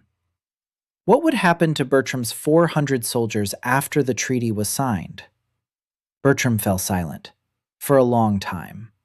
He finished his beer, ordered another. Then he answered. Disbandment. The imperial garrison would arrive. His men would become nobodies. Some would join the bandits. Some would drink themselves to death. Some would die in the winter. He himself would receive a pension and a title, a beautiful cage, just as Sori had described. Daniel asked if that suited him. Bertram looked at him heavily. He replied that it did not. But the alternative was war with Ostrocommon, and war meant death for everyone, because Valmarsh had neither an army nor money nor a king to wage that war. Daniel leaned forward. He said quietly that war wasn't the only alternative. Bertram raised an eyebrow. Daniel said there was a third way, not to surrender and not to fight, to negotiate. But for that, they needed someone with the authority to speak on behalf of Valmarsh. Bertram asked who. Daniel replied that he didn't know yet, but he asked Bertram for one thing, not to sign the treaty. 3 days, just 3 days. If Daniel didn't have a decision in 3 days, Bertram could sign. Bertram looked at him for a long time. Then he asked why he should trust a stranger. Daniel took a medallion out of his pocket. He placed it on the table. Bertram looked at the medallion. His expression changed. He recognized the symbol, Royal Advisor. He looked up at Daniel. Daniel held his gaze. Bertram took the medallion. He turned it over in his hand. He weighed it. Then he put it back. He said 3 days wasn't enough, but he would wait. Not for Daniel's sake, for his people's sake, because they had nothing to lose anyway. Daniel returned to Margaret's house by evening. Sori was already there, with papers. She had been working all day and all the previous night, dark circles under her eyes. Her hands were covered in ink, but her eyes were burning. She laid out 4 sheets of paper on the table, columns of numbers on each one. She had recalculated Valmarsh's debt to Ostrocommon. She had taken all the available trade registers. She had cross-checked them with the treasury records. She found 12 expense items that had been recorded twice. She found 3 large payments that Valmarsh had already made, but which had not been credited against the debt. She found an interest rate that violated inter-royal agreements. The result? The actual debt was not 200,000 gold pieces, but 118. And even that amount could be disputed, because part of the debt arose from imperial trade restrictions that themselves violated the Treaty of the Seven Crowns. Daniel looked at the numbers and felt that familiar professional thrill. Like in negotiations, when you know the other party is in a weak position and they don't know it. He asked Sori to compile everything into a single document. Clean, clear, with references to sources. Like a financial report. Sori nodded and sat down to work. Margaret brought her tea. Daniel noticed this gesture. Margaret never brought tea to anyone. She was used to having tea brought to her, but she brought it to Sori, herself, without saying a word. And Daniel realized that these two women had found each other, the old custodian and the young accountant. Two sides of the same coin, order and precision. The third day of waiting, the last. Tomorrow the contract is signed. Lena isn't here. Daniel stood by the window and looked out at the street. It was raining, lightly, coldly, autumnal. Winter is coming. His first winter in this world. If Lena doesn't return. If there is no will. If the chapel is empty. Then what? He ran through the possibilities. Without a will, he is nobody, a stranger with a medallion. The medallion gives him the right to speak, but not the right to command. An advisor is not a king. An advisor is a shadow behind the throne, and the throne is empty. He could go for a bluff, declare rights he doesn't have. But in a world where a signature on parchment holds the power of an oath, the bluff would be exposed. And then it would be over. Not just for him, for everyone around him. For Margaret, who believed for the first time in 20 years. For Sori, who for the first time in 3 years isn't crying at night. For Gregor, who for the first time in 6 months feels he is serving a purpose. For Lena, who is now alone on the road in the dark and the rain. He has no right to lose, not for himself, for them. Noon. A knock at the door. Gregor opened it. A boy of about 10 stood on the threshold, wet, dirty, out of breath. He brought a note. Daniel unfolded it. 3 words, clumsy handwriting, crooked letters. Found it. Coming. Lena. Daniel read the note, read it again, sat down. The note trembled in his hand. Margaret asked what had happened. Daniel answered with 1 word. Coming. Margaret closed her eyes. Sori dropped her pen. Gregor swore in relief. Daniel stood up. Time to work. Less than a day left. Lena would be there by evening or night. The signing was tomorrow morning. That meant 1 night to prepare. He gathered everyone around the table. Margaret, Sori, Gregor. He laid out the plan. Not on paper, in his head. He spoke slowly, clearly, as if at a meeting. Point 1. The will must be verified and confirmed. Margaret will confirm Alberic's handwriting and seal. She knew them better than anyone. Point 2. The debt document. Sori will present it as proof that the terms of the agreement with Osterkamen are based on falsified figures. Point 3. Bertram. He must refuse to sign, publicly, in front of the Osterkamen envoys. This will cause a rift in the Regency Council. Houghton won't be able to sign it alone. He needs at least 2 out of 3 votes. Point 4. Annel, the unknown. Daniel paused. Then he looked at Margaret. He asked what she knew about Annel. Margaret thought for a moment. She answered slowly. Annel is smart, cautious, not greedy, unlike Houghton, not impulsive, unlike Bertram. She's a lawyer, a legal expert. Procedure is important to her. She'll only sign the contract if it's legally flawless. Daniel smiled. For the first time in 3 days. A lawyer, a stickler for procedure. So if a legal obstacle arises, heir, will, law. Annel won't sign, not out of loyalty, out of principle. She'd rather block the contract and demand new hearings than put her signature on a document that could be contested. Margaret listened and nodded slowly. She was beginning to see the picture. Gregor, too, even he, a man of the sword. He saw that this wasn't a fight, it was an operation, and that each of them was a link in the chain. At midnight, the panel flashed. Day 30, gift of the day. King Alberic's certified will. On the table lay a scroll that hadn't been there a second ago, the royal seal, a signature. Margaret read over his shoulder. She turned pale. The will transferred the crown to whoever presented both of the advisor's medallions and was recognized as the Oberhofmeisterin. Not blood, recognition. Margaret had already recognized him, 21 days ago in Staunbruck. Daniel felt the weight, not of the parchment, 200,000 souls. He said one word. All right. The door flew open. Lena stood in the doorway, soaked to the bone, her cloak torn. 3 days on horseback through rain and forest. 13 years. Alone. But in her hands, a dry bundle, the second copy of the will from the chapel. Identical. 2 documents, one from the system, one real. Daniel dropped to his knees and hugged her, not for the document, for coming back alive. Lena clung to him and stood there like that. Then she sniffed and said the horse was limping and they needed to pay the stable hand. Daniel laughed for the first time in a month. In the morning, they entered the palace, 4 of them, Daniel, Margaret, Sori, Gregor. Their weapons remained outside. Today, their weapons were paper. The throne room, neglected, the throne covered with gray cloth. At the table sat 3 regents, Houghton, pale and greedy, Bertram, stony and silent, Annel, gray and ruthless.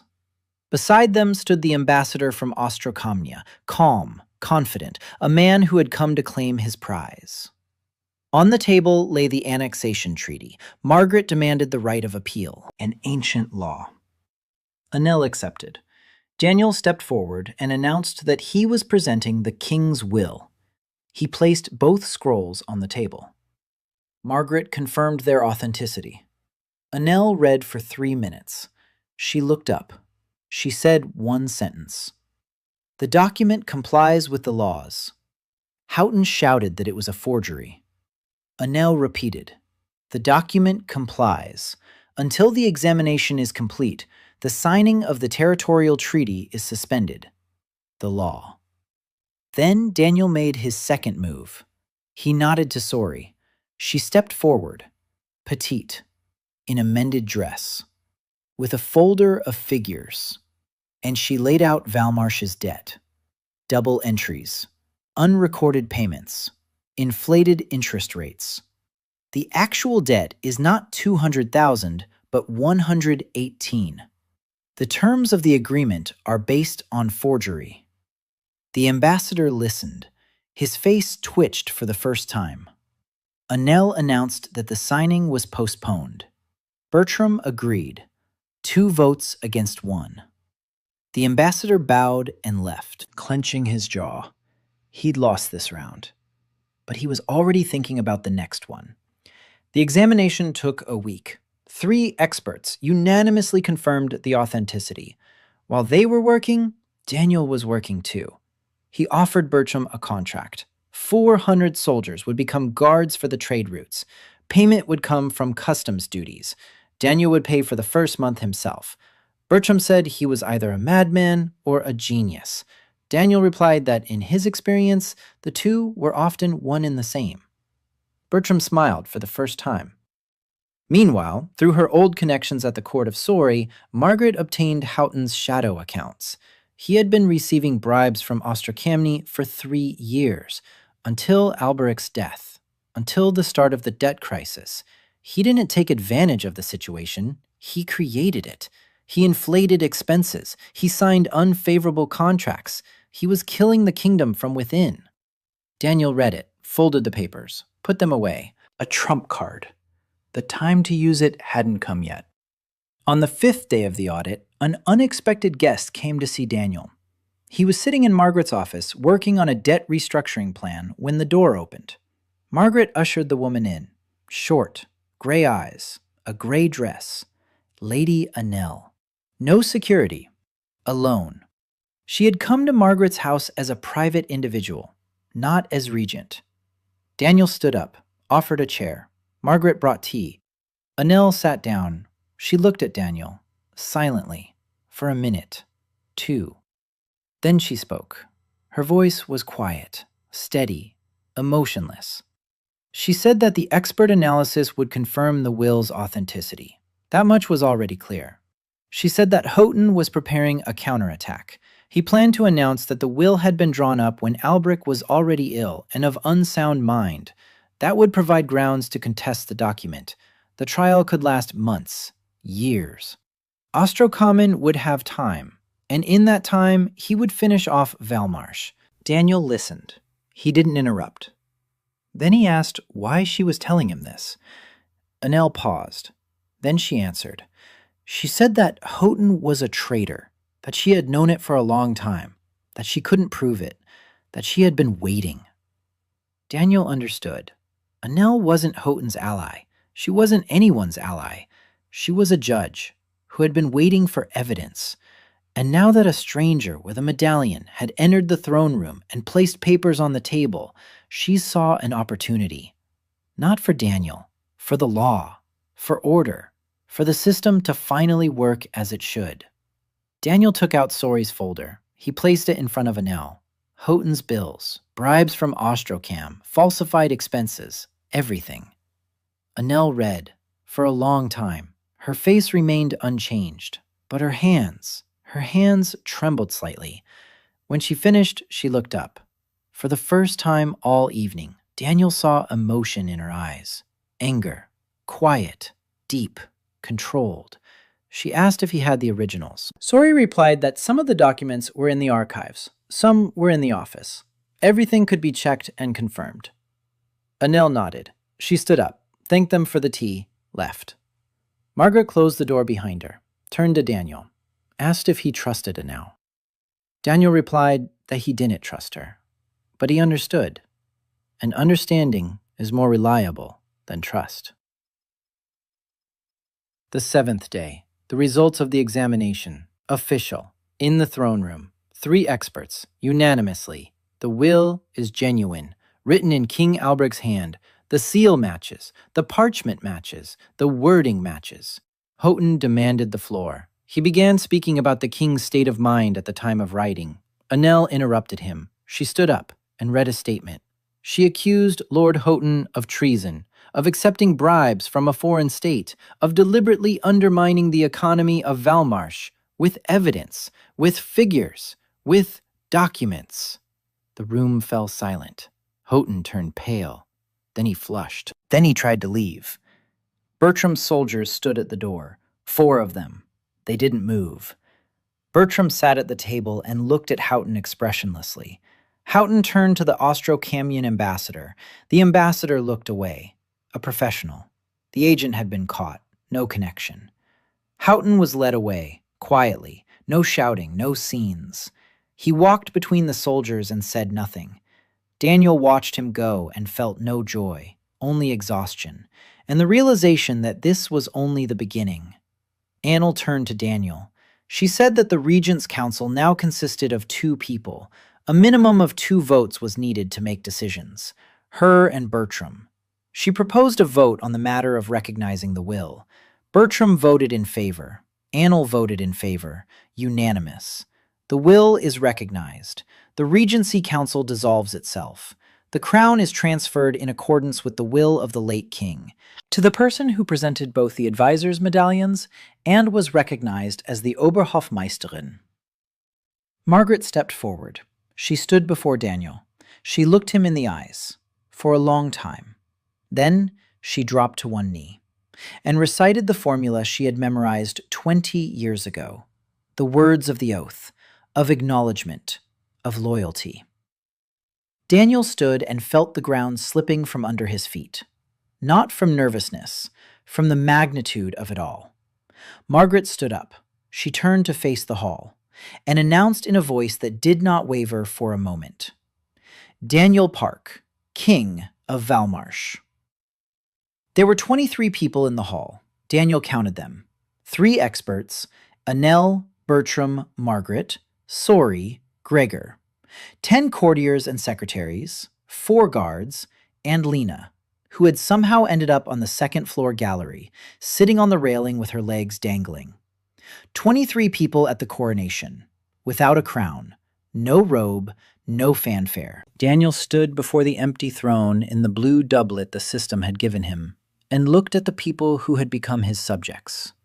Then he turned toward the throne. He removed the gray cloth. Beneath it was an old chair, wooden, carved, worn. He didn't sit in it. He stood nearby and said nothing. Then he spoke, quietly, but loud enough for everyone to hear. He said the throne would have to wait, work first, then the ceremonies. Gregor, in the corner of the hall, smiled for the first time in a month. Broadly, genuinely. The first days after the coronation were chaos. The fancy word for it was transition period. The real word was mess. Daniel sat in the former regent's office and sorted through papers. There was a sea of them. Debts, complaints, petitions, lawsuits, trade disputes, land claims. Everything that had piled up for a while the regent squabbled instead of governing. He worked 16 hours a day. Sori by his side, Margaret by his side, Gregor at the door, Lena shuttling between floors with notes and errands. He set up a system within the first week. Not perfect, but functional. He divided all matters into 3 categories: urgent, important, everything else. He handled the urgent ones himself. He delegated the important ones. He put off everything else. The locals didn't understand this. To them, every matter was urgent and important and required the king's personal attention. Daniel explained, patiently, over and over again, if everything is urgent, then nothing is urgent. Setting priorities isn't ignoring problems. It's solving them in the right order. The courtiers listened and nodded and didn't understand a thing, but they obeyed. Because the system worked, matters were resolved, slowly, but they were resolved. The first week, food. Kronheim was starving, not literally, but close. Winter supplies were meager. The market was half empty. Prices were rising every day. Daniel applied the same approach he'd used in Stonebrook. He found suppliers. He negotiated prices. He organized delivery. But the scale was different. Stonebrook had 3,000 people. Kronheim had 30,000. One person couldn't handle it alone. He needed people. He started looking. Not nobles, not officials, workers, people who know how to get things done. Baron arrived from Stonebrook in the second week. He brought goods. He brought news. Trade is moving. Patrols on the roads. Rolf has set up regular trips along the coast. Daniel appointed Baron as the capital's food supply coordinator. Baron turned pale.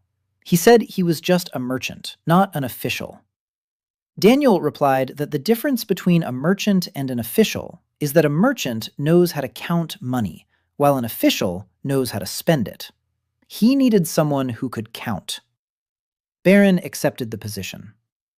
3 days later, the first carts loaded with fish and grain arrived from the coastal villages. Market prices shifted.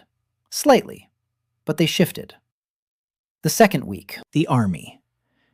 Bertram fulfilled his part of the agreement. 300 of the 400 soldiers came under royal command. 100 left. They didn't want to serve a stranger. Daniel didn't try to hold them back.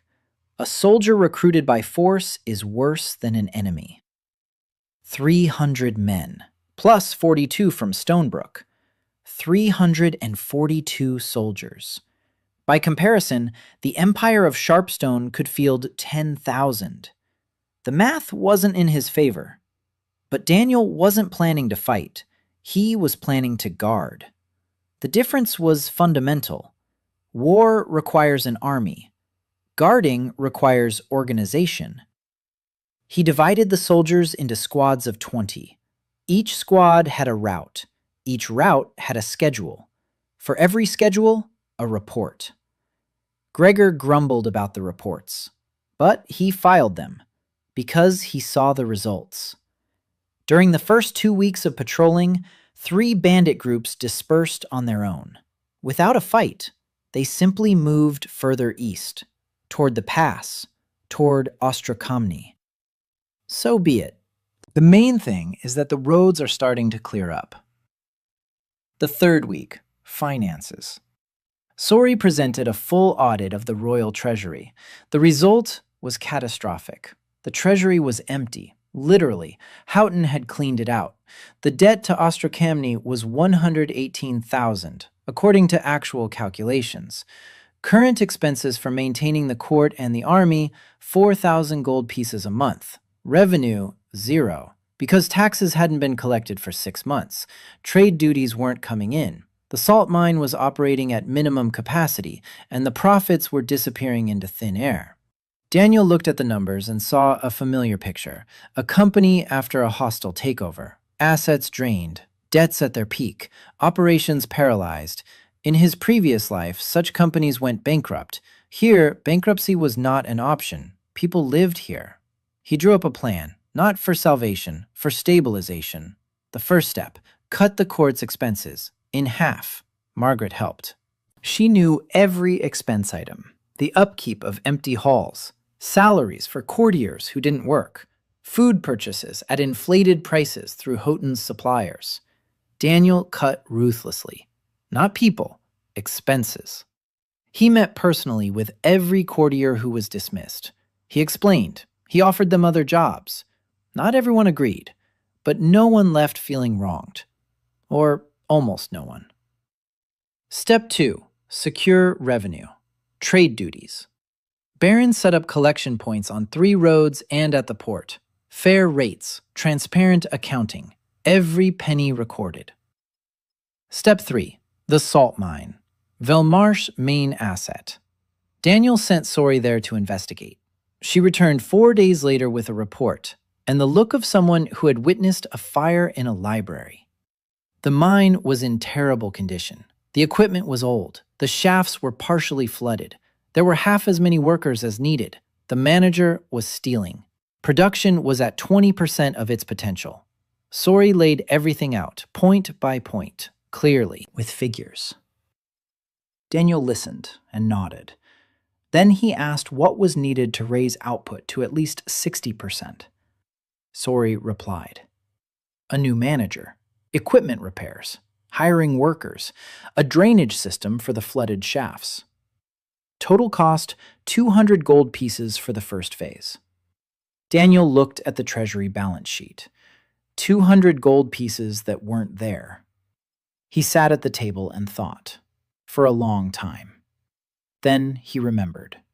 Bonds. An idea he'd been mulling over back in Stonebrook, to give people the opportunity to lend money to the king, at interest, with a guarantee of repayment from the mine's future revenues. In his world, this was called government bonds. Here, such a thing didn't exist. He explained the idea to Sori. She listened. Her eyes widened, then narrowed. She began to calculate. If the rate is 5% per year, if the term is 3 years, if the mine's income grows to the projected level, then repayment is guaranteed, with a profit for investors. Daniel nodded. He asked who in Kronheim had 200 gold pieces of spare cash. Sori answered without hesitation. Merchants, jewelers, the temple, and one man, Rolf, an old cloth merchant who had already made his fortune on the shipping line and whose capital was growing. Daniel smiled. I need to write to Rolf. The 4th week. The system's gifts kept coming. Every night. A sack of grain, a set of tools, 3 blankets made of excellent wool, a barrel of honey. Nothing spectacular, all useful. Daniel noticed a pattern. The gifts were timely. When he was working on food supplies, the system provided food. When he was working on the army, the system provided a weapons repair kit. When he sat down to calculate the budget, the system provided silver bars. It responded to his actions. It amplified them. It didn't solve problems for him, but it helped. Like an assistant who brings coffee and the right document at just the right moment. Someone was watching. Someone saw what he was doing and approved. The thought was both comforting and frightening. On the 28th day of his reign, the first assassination attempt took place. Night. Daniel was working in his office, alone. Sori had gone to bed 2 hours ago. He'd sent her away because she'd fallen asleep over the numbers. Margaret had left too. Gregor was standing behind the door, as always. Daniel was writing a letter to Rolf about the bonds when he heard a sound. Quiet. Strange. As if someone had run a fingernail across the glass. He looked up. The window. A shadow behind the glass. Quick! He didn't have time to stand up. Gregor burst into the room first, with some kind of animal instinct. He grabbed Daniel by the collar and yanked him from the chair. In that very second, the window shattered. A crossbow bolt pierced the back of the chair exactly where Daniel's head had been a second ago. Gregor threw him to the floor, covered him with his own body, yelled a command. Soldiers rushed into the room. 2 to the window, 2 to the door. Gregor stood up. He drew his sword. He leaned out the window. Darkness. Rain. No one. The archer was gone. Professional. Gregor turned to Daniel. He was sitting on the floor, staring at the bolt in the chair. His hands weren't shaking. Strange. He'd expected them to tremble. But no, a cold calm. Like that night on the side of the road when he saw the truck's headlights. 1 second between life and death. He'd been through this before. Gregor reached out, lifted him up, looked him in the eyes, said that starting tomorrow, Daniel wouldn't be working by the window. Daniel nodded. Then he looked at the bolt.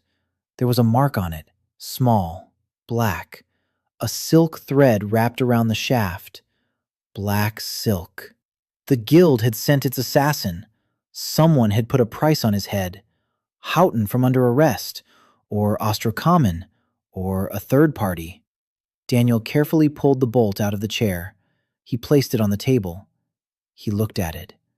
Then he looked at Gregor. He said he needed intelligence. Not patrols, not guards, intelligence. People who know how to work in the shadows. Find those who are hiding. Gregor replied that he knew one person, but that person wouldn't work for the king. Daniel asked who. Gregor paused. Then he answered, the captain of Black Silk, the one sent to kill him. She's still in the city, waiting. Daniel raised an eyebrow. He asked how Gregor knew. Gregor replied that his men had been watching her for a week. She knows. She isn't leaving. She's waiting. For what? It's unclear. Daniel thought for a moment. Then he nodded. He said, arrange a meeting.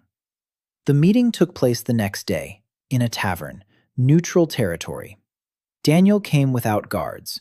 Gregor was against it, vehemently. Daniel insisted. If he came with soldiers, there would be no conversation. There would be an interrogation. And an interrogation isn't a negotiation. She sat in the corner, dark hair, a scar across her eyebrow, her left hand on the table, her right hand under the table, a mug of beer she wasn't drinking.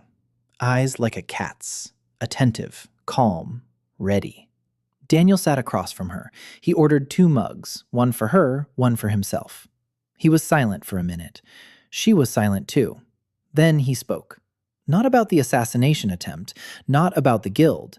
He asked how much they were paying her for his head. She answered, 200 gold pieces.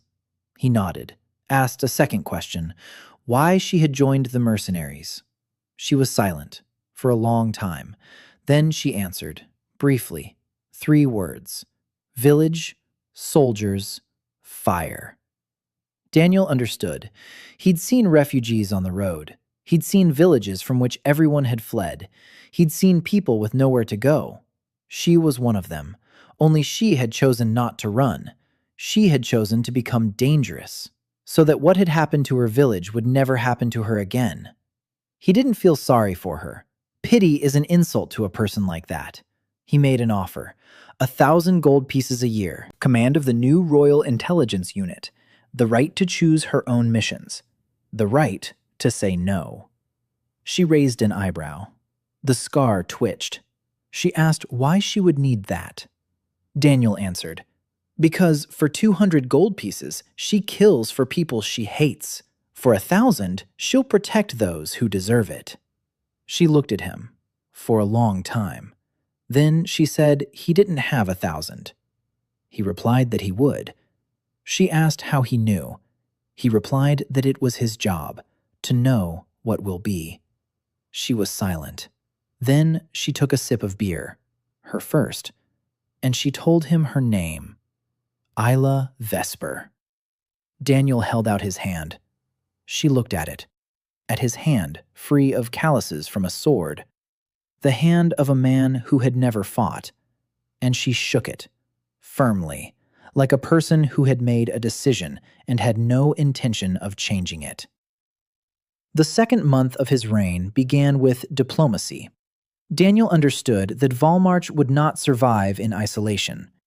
342 soldiers against 10,000, an economy that had only just begun to breathe, debt hanging over them like a sword.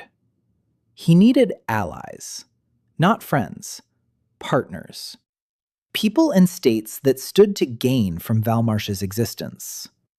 In his past life, this was called a strategic partnership. Here, it was called diplomacy. A difference in terminology. The essence is the same. Find what the other side needs and offer it in exchange for what you need. First target, the Kingdom of Hailgrave. Eastern neighbor. Stronger than Valmarch, weaker than Ostrocam. Neutral. For now.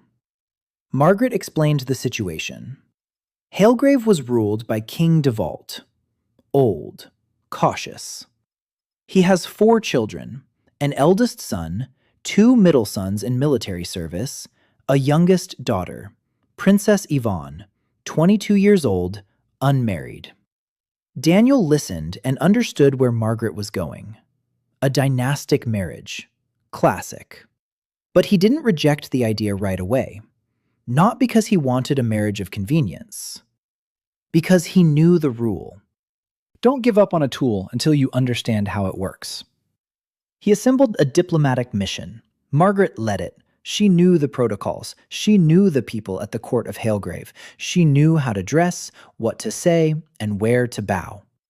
Daniel wrote a letter to King Devalt, personally, on fine parchment, with a sorry quill, because Daniel's handwriting was still shaky.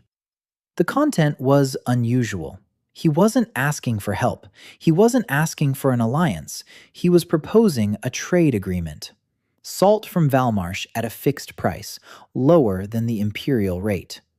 For Hailgrave, this meant savings of thousands of gold pieces a year. In exchange, Daniel asked for one thing, recognition of his legitimacy. An official letter from King Devalt confirming that Hailgrave recognized Valmarch's new monarch. This was more important than money, more important than an army. Recognition from one of the 7 kingdoms, a precedent. If Hailgrave recognizes him, then Sharpstone cannot declare Daniel an imposter. Not without a war with Hailgrave. Margaret left. She took an escort with her. Gregor assigned 20 of his best soldiers, all in the new uniforms that Daniel ordered with money from the first trade duties, blue with silver. The colors of Valmarch, a tower and a wave on the insignia. A small detail, but Margaret approved. She said that the uniform is the face of the state. If the soldiers look like ragged beggars, then the state looks like a beggar too. Daniel agreed. Marketing works everywhere, even in the Middle Ages. While Margaret was on her way, Daniel taken care of internal affairs, the mine, the bonds. He held a meeting with the 6 largest merchants of Kronheim, in the throne room, at a large table, not on the throne, at the table, as equals. The merchants were wary, a new king, an outsider, no lineage, no name. What did he want? Money, of course money. All kings want money. Daniel surprised them. He didn't ask for money. He proposed an investment. He pulled out the documents. Sori had prepared a presentation, not on slides, on parchment. But the principle was the same. Problem, solution, numbers, result. The mine is operating at 20% capacity. 200 gold pieces are needed for repairs and hiring. In 6 months, output will rise to 60%. The mine's revenue will cover the return on investment plus interest, 5% per annum, guaranteed. The royal seal, a signed document, with a notary seal provided by the system. The merchants listened. They exchanged glances. They whispered. One of them, an old man named Master Galen, asked why he should believe the mine would become profitable. Daniel replied, he didn't have to believe, he had to calculate, and he handed him Sori's report. Galen read it, at length. Then he looked at Sori, at the small, quiet girl with a feather in her hair. He asked who she was. Daniel answered, Valmarsh's chief treasurer. Galen raised an eyebrow. He looked at Daniel, then at Sori, then back at Daniel, and said that this was the first time he'd seen a treasurer who knew how to count. Daniel didn't tell him that this was an insult to all the previous treasurers. He just nodded. By the end of the meeting, 4 of the 6 merchants agreed. 160 gold pieces, not 200, but close. Daniel covered the missing 40 from his own funds, the money he'd earned in Stonebrook, and the profits from the system. Valmarsh bonds were issued, the first in the history of this world. Sori drew up each one, beautifully, neatly, with a number, with a date, with a seal. The merchants looked at the papers with the expression of people who weren't sure whether they'd received a treasure or pretty trash. Time will tell. The mine received the money. Daniel sent a new manager there, not a bureaucrat, a senior foreman from the mine itself, a man named Torvald who had been going down into the mine for 20 years and knew every tunnel. Torvald didn't want to be the manager. He said he was a miner, not a clerk. Daniel replied that a manager isn't a clerk. A manager is a miner who stands above and thinks for those below. Torvald thought it over. He agreed, on one condition, that Daniel wouldn't meddle in the miners' affairs. Daniel promised, on one condition, that Torvald send a monthly report on production and expenses. Torvald grimaced, but he agreed. Sori went with him for the first week, to set up the books, to teach him how to keep track. Daniel let her go with a heavy heart. Without Sori by his side, he felt like he was missing his right hand. But delegation is a matter of trust, and trust cannot be feigned. The 3rd week of the 2nd month, Margaret returned from Halegrave with news. King Devault had accepted the trade proposal, salt at a fixed price. Halegrave had recognized Daniel as the legitimate monarch, an official letter bearing the royal seal. Daniel unfolded it and read it. He reread it. He placed it carefully on the table. It was more than recognition. It was a weapon, a political one, more powerful than any sword. Now Ostrocommon could not simply declare him an impostor. Now the annexation of Valmarsh meant conflict with Bluck. A small step, but the first. Margaret had brought something else, or rather, someone. Princess Yvonne Ashhelm, 22 years old, Devault's youngest daughter, sent to the court of Valmarsh as a diplomatic observer. Margaret said this in a neutral tone. Daniel heard a warning behind the neutrality. A diplomatic observer is a spy, and a potential bride. 2 in 1. Yvonne arrived with her own escort, 10 people, 3 maids, 2 secretaries, 5 guards. She entered the throne room, and Daniel saw her for the first time. Fair-haired, tall, upright posture. Her face was beautiful and cold. Her eyes were gray-blue, intelligent, appraising. She looked around the throne room, at the cracks in the ceiling, at the empty throne, at Daniel in his blue doublet without a crown, and something flashed across her face. Not disappointment, curiosity. The first meeting was formal. Margaret introduced them. Titles, protocols, bows. Yvonne performed everything flawlessly. Then she sat down across from Daniel across the table. And she spoke. A pleasant voice. Sharp words. She said she'd heard a lot about the new king of Valmarsh, that they tell interesting stories in Halegrave. a stranger with no lineage, crowned in a half-empty hall, who pays his soldiers on time and counts money better than merchants. She asked if it was true that he had invented a new way of keeping the books. Daniel replied that he hadn't invented it. He had simply applied what works. Yvonne smiled, a sharp smile. She said that modesty is a fine quality for a king, especially for a king whose treasury is empty. Daniel wasn't offended. He recognized the tactic, provocation, a test. She wanted to see how he'd react to the jab. He answered, calmly, with numbers. The treasury isn't empty. The treasury is in the process of being filled. He explained the structure, trade duties, the mine, bonds, the shipping line. Yvonne listened, her eyes shifted, from mocking to focused. When he finished, she was silent for a moment. Then she made a comment about the budget. 1. Precise. She said that his calculation of the mine's revenue did not account for the seasonality of production. In winter, the mines partially close flooding. That means revenue will be 20% lower than projected during the winter months. Daniel paused. He looked at her. She was right. He hadn't accounted for seasonality, because he didn't know about it. He was a manager from Seattle, not a mining engineer. He looked at Yvonne, at her gray-blue eyes, and asked for her opinion on the entire fiscal plan. Yvonne fell silent for a single second. An expression appeared on her face that he would later recall many times. Surprise. Pure. Genuine. No one in her life had ever asked her opinion on fiscal matters. No one had ever taken her intellect seriously.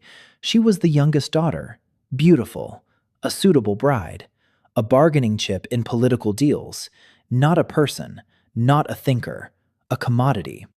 And now a stranger, without lineage or a crown, sat across from her and asked for her opinion. On the budget. Seriously. She sat up straight and spoke. For an hour and a half, Daniel listened. He took notes. He asked questions. Yvonne knew economics, not from books, from experience. She had grown up at court and seen how the state's finances worked. She had seen the mistakes. She had seen the solutions. And she had remained silent because no one had asked, until today. When she left, Margaret stood by the door and looked at Daniel, with an expression he couldn't read. Then she said quietly that he had just done something very dangerous. Daniel asked what. Margaret replied that he had given a smart woman a reason to stay. Daniel didn't understand at first. Then he did. And he didn't say anything. That evening, a message arrived from Isla, the first report from the new intelligence operation. The Ostrakomny embassy hadn't left Kronheim. The ambassador had stayed. He'd rented a new house, a bigger one. He'd doubled his security. People were coming to see him. Every day, different people. Isla recognized some of them. Merchants from among those who hadn't bought bonds. Minor nobles from the surrounding estates. And one temple priest from the Academy of Magic. That last fact made Daniel think. Magic. 2% of the population, an aristocratic privilege, controlled by the temple academies. He had almost forgotten about it. In his world, there was no magic, and he was used to thinking without it. But here it was. And if Ostrakommon was drawing the temple into his plans, the matter was more serious than it seemed. He wrote a single word in his notebook. Magic, and underlined it twice. Winter came early. In the 3rd month of Daniel's reign, the first snow blanketed Kronheim overnight. In the morning, the city was white and silent. Beautiful. If one didn't think about what lay behind that beauty, cold, hunger, death for those without a roof or a fire. Daniel stood by the window of his study and looked out at the snow-covered roofs. He was thinking, not about the beauty, about firewood, about bread, about the children in the slums who were now waking up in homes without stoves. Sori walked in without knocking. She had long since stopped knocking.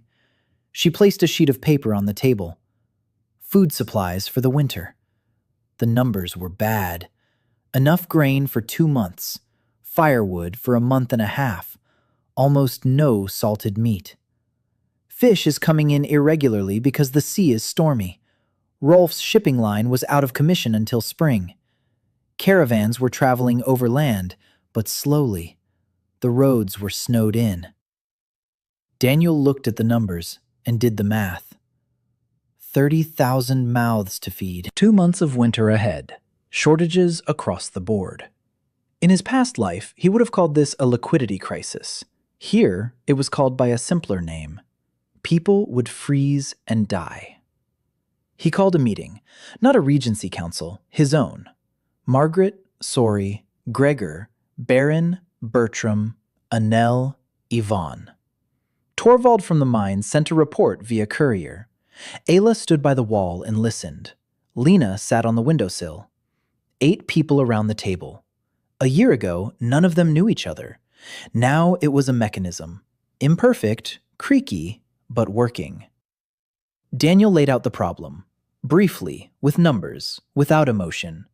Then he asked for solutions.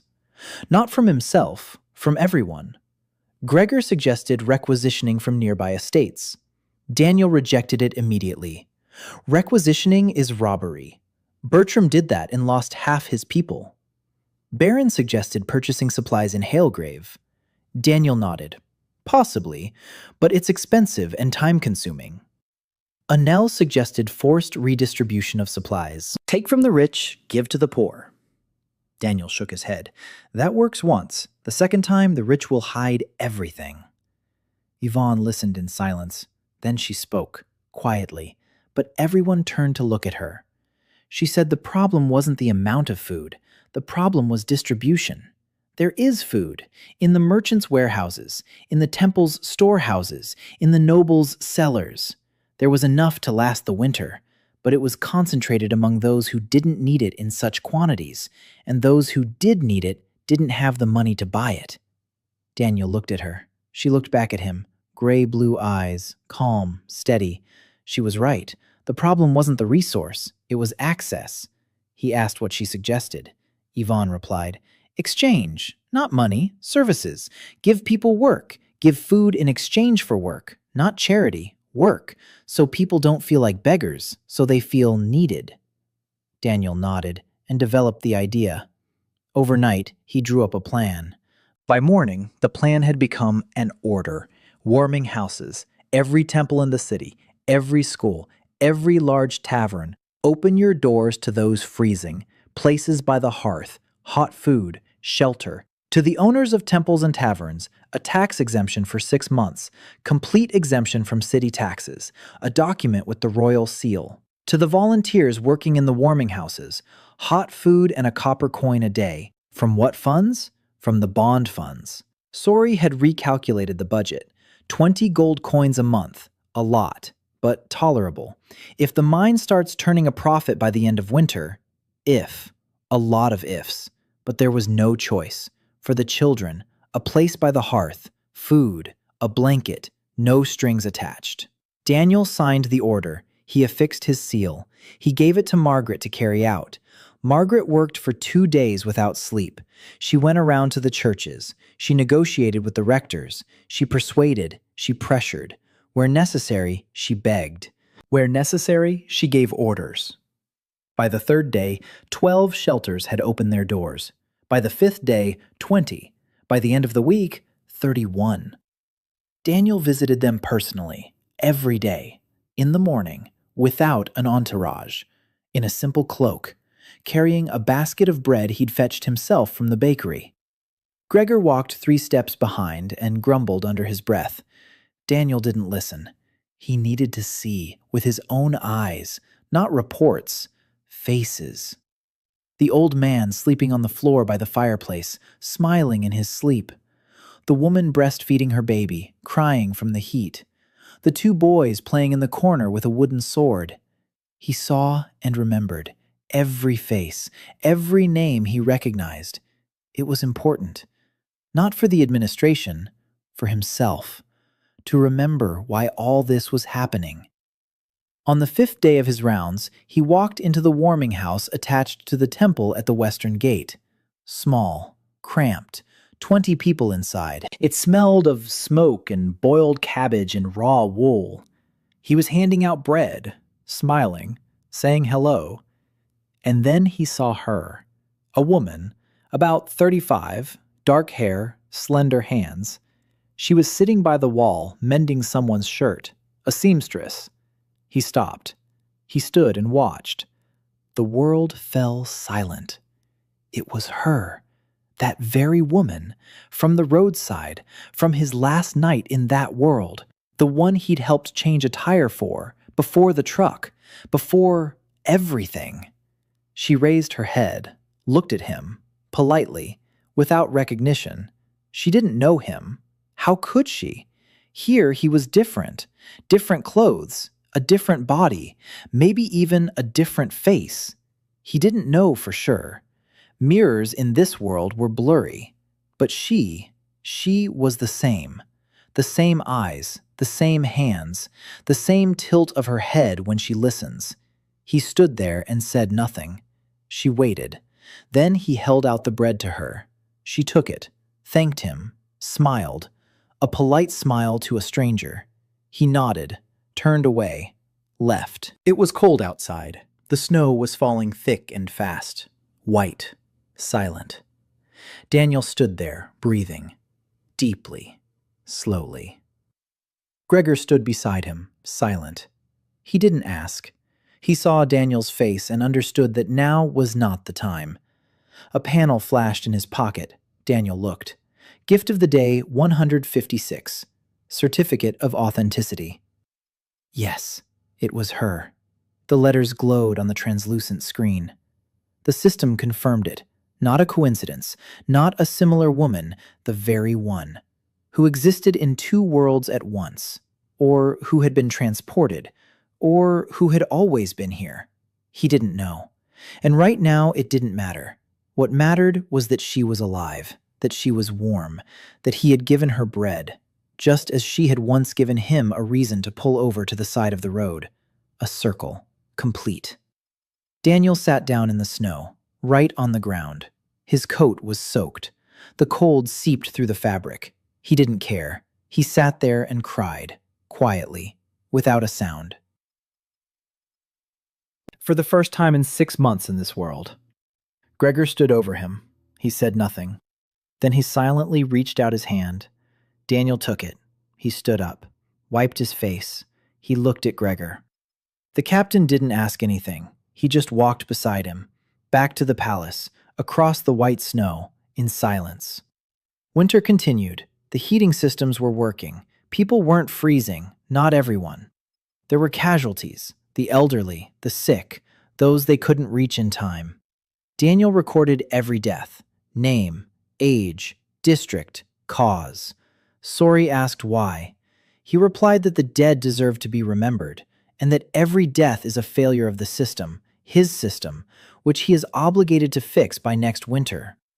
Sori was silent. Then she said quietly that he couldn't save everyone. He replied that he knew, but he could try. She chewed on the quill and remained silent. Then she placed her hand on his, for a second, and withdrew it. She returned to the numbers. He watched her bowed head, the ink stain on her cheek, her fingers moving across the parchment quickly and precisely. And he thought that if he were asked to name the most beautiful sight in this world, it would not be the mountains or the sea, but a girl who counts by candlelight and bites the tip of a quill. By the end of winter, 2 events had occurred. The first, the mine turned a profit for the first time. Torvald sent a report. Output had risen to 50%, not 60 as planned, but 50. Winter flooding. Ivan was right, seasonality, but even 50% was twice as much as before the reform.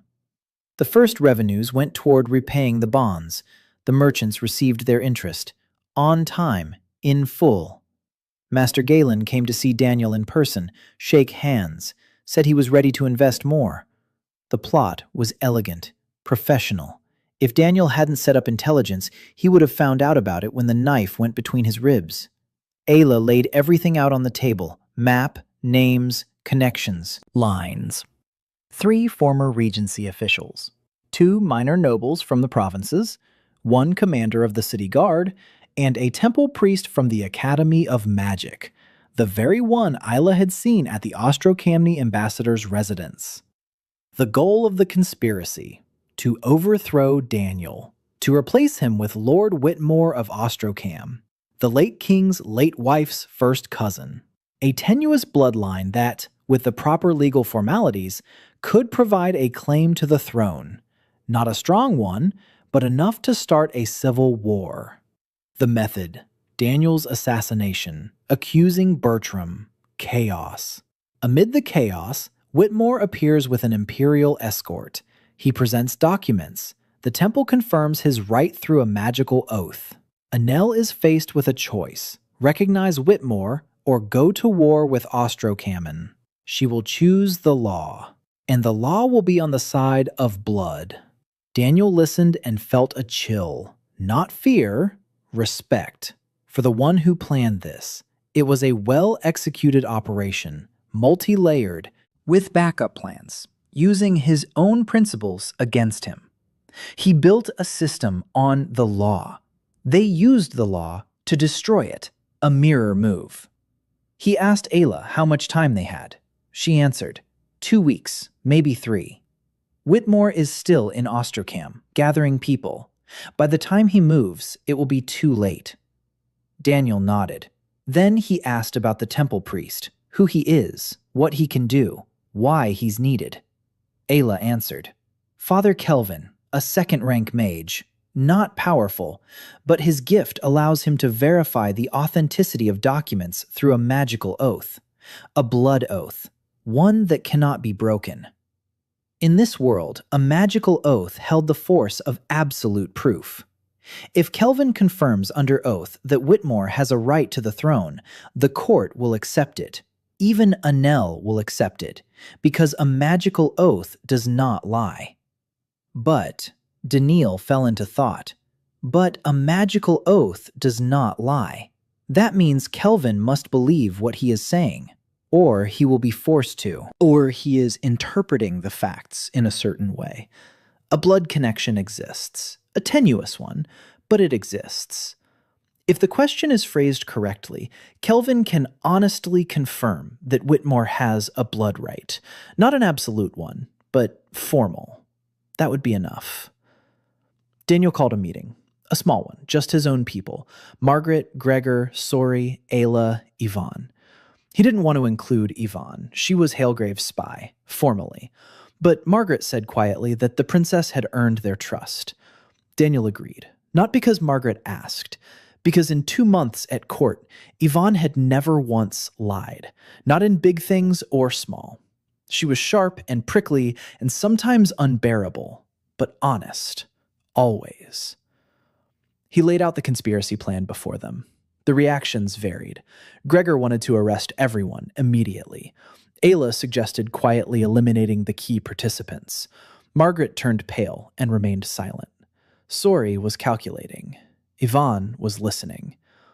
Daniel let everyone speak. Then he said there would be no arrests and no eliminations. Everyone looked at him. He explained, an arrest is a scandal. A scandal is instability. Instability is what Ostrocammon wants. Elimination is a secret. A secret is something that will come to light sooner or later and turn him from a legitimate king into a murderer. No, he would do it differently. He would deprive the conspiracy of its goal. Not the people, the goal. The plan was simple. Whitmore asserts a blood right, so the blood right must be rendered meaningless. How? By law. The very, very law upon which everything was built. Alberic's will transferred the crown not by blood, but by recognition. It was a precedent. Daniel proposed to codify it, to issue a royal decree, a law of succession. The crown of Valmarsh is transferred not by blood, but by the will of the reigning monarch, confirmed by the Oberhofmeisterin and the council. The right of primogeniture claim ceases to be a basis for a claim to the throne. Anel is needed for the legal formalities. She will accept it, because it is a logical continuation of what has already happened. Yvonne listened and nodded slowly. Then she said that wasn't enough. The law could be challenged. The temple could claim that a blood oath takes precedence over a royal decree. We need to win the temple over to our side, or at least neutralize it. Daniel looked at her. He asked how. Yvonne replied, the healer, the temple healer at court, Sister Celesta. She was assigned after the first assassination attempt. Quiet, unobtrusive. But she's from the Order of the Radiant, the most influential temple order in the region. If Celeste sides with Daniel, the order will stand behind her. Not all of it, but enough of it. Because Celeste isn't just a healer, she's the niece of the High Abbess. Daniel didn't know that. Margaret didn't know. Yvonne knew because in Halegrave, diplomats were taught to know everything about the temple hierarchy. Daniel went to Celeste. She lived in a small room attached to the palace infirmary. Clean, simple. A bed, a table, a shelf with herbs and jars. The scent of chamomile and something bitter. Celeste sat grinding ointment in a mortar. Her chestnut hair was braided. Her hands were red and cracked from work. She looked up when he entered. She stood. She curtsied. He asked her to sit. She sat. He sat across from her. And he didn't talk about politics. He didn't talk about the conspiracy. He didn't ask for help. He asked how her hands were. Celeste blinked. She looked at her palms, then at him. No one had ever asked about her hands. They asked about her gift. They asked about the sick. They asked about herbs and recipes. No one asked about the hands that ached every evening from endless work. She replied quietly that her hands hurt. Always. The joints, the tendons. The cold makes it worse. She was used to it. Daniel nodded. Then he took something out of his pocket. A small thing. A gift from the system on day 73. A thermal artifact. A pair of thin gloves made of a strange material. Warm to the touch. Always. No fire, no magic, just warm. He held them out to Celeste. She took them. She put them on. Her face changed. Her eyes widened. She clenched her fingers, unclenched them. Warmth, constant, soft, penetrating her joints, relieving the pain that had lived in her hands for years. She looked at her gloved hands and said nothing. Then she looked up at Daniel. They were filled with tears. She asked why. He answered simply, because a healer who heals everyone deserves to have someone take care of him. And one more thing. He asked her not to heal everyone on her own. He asked her to teach other healers, to pass on her knowledge, so that she wouldn't be the only one carrying the entire infirmary on her aching hands. Celesta was silent for a long time.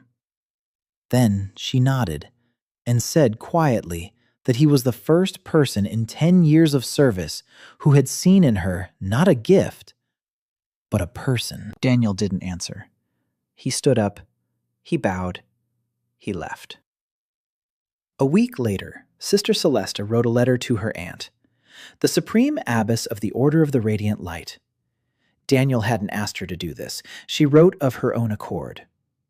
About the new king, about the warm houses, about how he visits them every morning with bread, about the gloves, about the request to teach others. The reply came 10 days later. The Supreme Abbess invited Daniel to an audience. The Temple of Radiant Light, the largest in Kronheim. Daniel went. Alone. Without an entourage. Without Gregor. Gregor nearly fell ill with rage. The abbess turned out to be a small old woman with eyes like a hawk's. She did not rise. He approached. He bowed. She stared at him for 5 minutes, in silence. Then she said he could sit down. He sat down. She asked why he needed the temple. He replied that he did not need the temple. He needed the temple not to be against him. She raised an eyebrow. She asked if that wasn't the same thing. He replied, no. An ally is someone who stands by you. A neutral is someone who doesn't get in the way. Neutrality is enough for him. The abbess was silent. Then she asked what he wanted in return. He replied, freedom. The temple academies will teach freely, without class restrictions. If a peasant child has a gift, he will be accepted on equal footing with a noble. It was a blow. Quiet. Precise. Temple academies had always been a privilege of the nobility. Peasant children with magical gifts were not admitted, not by law, by tradition. The abbess knew this was wrong. She herself had once been a blacksmith's daughter. She had been admitted as an exception, the only one in half a century. She looked at Daniel, and he saw in her eyes what he had seen in Margaret's, recognition, not of faces, of intentions. She nodded. She said the temple would remain neutral, and that Father Kelvin would be summoned for a talk. 3 days later, Kelvin renounced the conspiracy. Quietly, without a scandal. He went to Annelle, told her everything, names, dates, plans. Annelle took his statement. She documented it. The conspirators were not arrested. Daniel insisted. Instead of arrest, each of them was personally handed a copy of Kelvin's testimony, with the royal seal, and with a note. We know. We are watching. The choice is yours. 4 of the 6 fled Kronheim that very night. 2 turned themselves in. One of them was the commander of the guard. Daniel did not punish him. He transferred him to the border, farther from the capital, closer to his work. Whitmore never arrived. Ostrocommon received the signal. They had lost the silent war. The loud one remained. But a loud war is expensive, and the Empire didn't like to waste money. The 4th month. Winter was waning. Snow still lay on the ground, but the roads were opening up. The shipping line was up and running again. Rolf led the first spring caravan. 5 boats, full holds, grain, fabrics, tools, iron from the southern ports. Kronheim sighed. The market came to life. Prices began to fall, slowly, but they were falling. Baron stood on the pier and counted the bales. His face beamed. He told Daniel that this was the best caravan he had ever seen in his entire life. Daniel replied that the next one would be the best. Baron laughed, for the first time in Daniel's presence, loudly, from the gut, like a man who had found joy again. The mine was operating. Torvald sent the quarterly report. Output had risen to 65%, above target. The drainage system was working. 2 flooded shafts had been drained. 50 new workers had been hired. Wages were being paid on time. Conditions had improved. Torvald wrote a single sentence at the end of the report. People were asking when the king would come to see for himself. Daniel read it and set the sheet aside. Then he picked up a quill and wrote a reply. Soon. Definitely. He already knew the king would come, not for an inspection, so the miners could see that the king knew about them. Remembered them. A small thing, but in this world where common folk had never seen their sovereign face to face, it was a revolution. The salt industry reform took a month. Daniel abolished the old system under which salt was sold through a single royal intermediary. Instead, he introduced an auction. Merchants bid for the right to purchase batches of salt. The price is market-driven, transparent. The treasury receives the difference. Sori drew up the procedure. Annelle checked the legal side of things. Yvonne proposed a key amendment, a minimum price, below which the salt would not be sold, to protect the mine from dumping in case someone wanted to deliberately crash the market. Daniel looked at her with respect. She was thinking 2 moves ahead, just like him. The first auction took place in the throne room. 6 merchants, Baron among them. The bidding was fierce. The price rose 30% above expectations. The treasury received 2,000 gold pieces for a single shipment. Sori jotted down the figure and looked at Daniel. Her eyes were filled with tears. Not from joy, from relief. For the first time in 3 years, the Valmarsh treasury was in the black. Daniel didn't celebrate. Being in the black for a single month isn't a victory. It's a respite. But he allowed himself to breathe a sigh of relief. The 5th month, an attempted invasion. Ayla brought the news at night. An imperial garrison at the pass, 3,000 soldiers, moving toward the border. Officially, it's a drill. In reality, it's pressure. Sharpstone was baring its teeth. Gregor mustered the troops on alert. 342 men against 3,000. Suicide.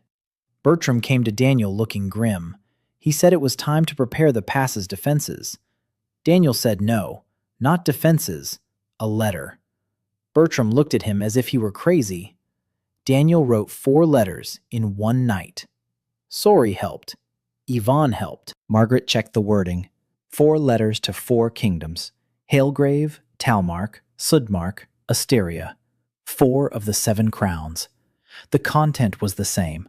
Different tones, different arguments, but one message. The Empire of Ostroka is violating the Treaty of the 7 Crowns, military pressure on a sovereign kingdom. If Valmarsh falls next, you will be next. Not a threat. Fact. Math. Daniel attached a copy of Sori's financial report to each letter, showing the falsification of debt, showing that Ostrokaman acts not out of right, but out of greed. He attached a copy of the trade agreement with Hailgrave, showing that Valmarch is not a beggar, but a growing partner. And he included a personal appeal. Simple. Human. He wrote that he is not asking for armies, not asking for money. He is asking for one thing. Voices. If the 4 kingdoms publicly declare that an invasion of Valmarch would be a violation of the Treaty of the 7 Crowns, Ostrokaman will stop. Because war with one small kingdom is a piece of cake. War with 4 is a disaster. The letters were sent by Ayla's couriers. Fast. Reliable. A week later, the first reply arrived. Hailgrave. King Devault supported it. Publicly. 3 days later, Talmark, then Sudmark. Asteria hesitated, but once 3 had spoken out, the 4th could not remain silent. 2 weeks later, the 4 kingdoms issued a joint statement. Any military invasion of Valmarch's territory would be considered a violation of the Treaty of the 7 Crowns, with the corresponding consequences. The imperial garrison at the pass held its ground for another week. Then it quietly withdrew. 3,000 soldiers returned to their barracks, without a single shot fired, without a single casualty. Daniel stood on the wall of Kronheim and looked east, toward the mountains beyond which lay the Empire. Gregor stood beside him. He was silent. Then he said quietly that in 20 years of service, this was the first time he had seen a war stopped by letters. Daniel replied that letters were the most powerful weapon. It's just that few know how to use them. Gregor grunted, but he didn't object. The 6th month. Time to build. Not walls, the future. Daniel announced the creation of the first Royal School of Arithmetic. For merchants' children, for peasants' children, for anyone who wants to learn. Free of charge, funded by the Treasury. Margaret found a building. An old merchant's house near the market square. 2 stories, large rooms, bright windows. Daniel drew up the seating plan himself, a habit from his past life. Open space. Only instead of computers, there were wooden tables with slate boards. There were 3 teachers. Sori, who taught arithmetic and the basics of bookkeeping. Old Marco Khan, Sori's father, whom Daniel had pulled out of the port docks and put in charge of teaching. Marco cried when he heard the offer, not out of joy, out of shame. He considered himself a failure. Daniel sat down with him and spent an hour with him. He explained that a failure isn't someone who's been cheated. A failure is someone who, after being cheated, stopped believing in themselves. Marco listened. Then he straightened his back and he went to prepare his first lesson. Daniel himself became the 3rd teacher. He taught 1 lesson a week, every Saturday. The basics of logical thinking, Problems, brain teasers, simple principles from which complex solutions grow. The children watched the king standing at the blackboard with chalk in his hand, drawing flowcharts. They didn't understand half of it, but they listened, with their mouths agape, because they had never in their lives seen an adult explain the world like that. Not with orders, not with dogmas, but with questions. Why? What for? What if? Lena was the first to sign up. She sat at the front desk and looked at Sori with an expression of absolute delight. When Sori gave her a problem, Lena solved it faster than anyone else, not because she was smarter, because she wanted it more. Daniel looked at her and thought about how, a year ago, this girl had been selling stale flatbreads for a penny at the gate of an abandoned chapel. The 7th month. The anniversary was approaching. Daniel was working. Every day, 16 hours a day, sometimes 18. Sori made him eat, Margaret made him sleep, Gregor made him get some fresh air. Yvonne made him laugh. She would come to his office with reports and, instead of numbers, start telling him what she'd heard at court, like how the cook tried to make a dish using Daniel's recipe and nearly burned down the kitchen, how Gregor explained to the soldiers what leave was, and they decided it was a punishment, how Lena called a deadline a Korean swear word, and now the whole court uses that word when they're angry. Daniel laughed, and every time he noticed how Yvonne looked at his laughter, intently, as if at something precious. The end of the first year. The treasury in the black, for the first time in the black.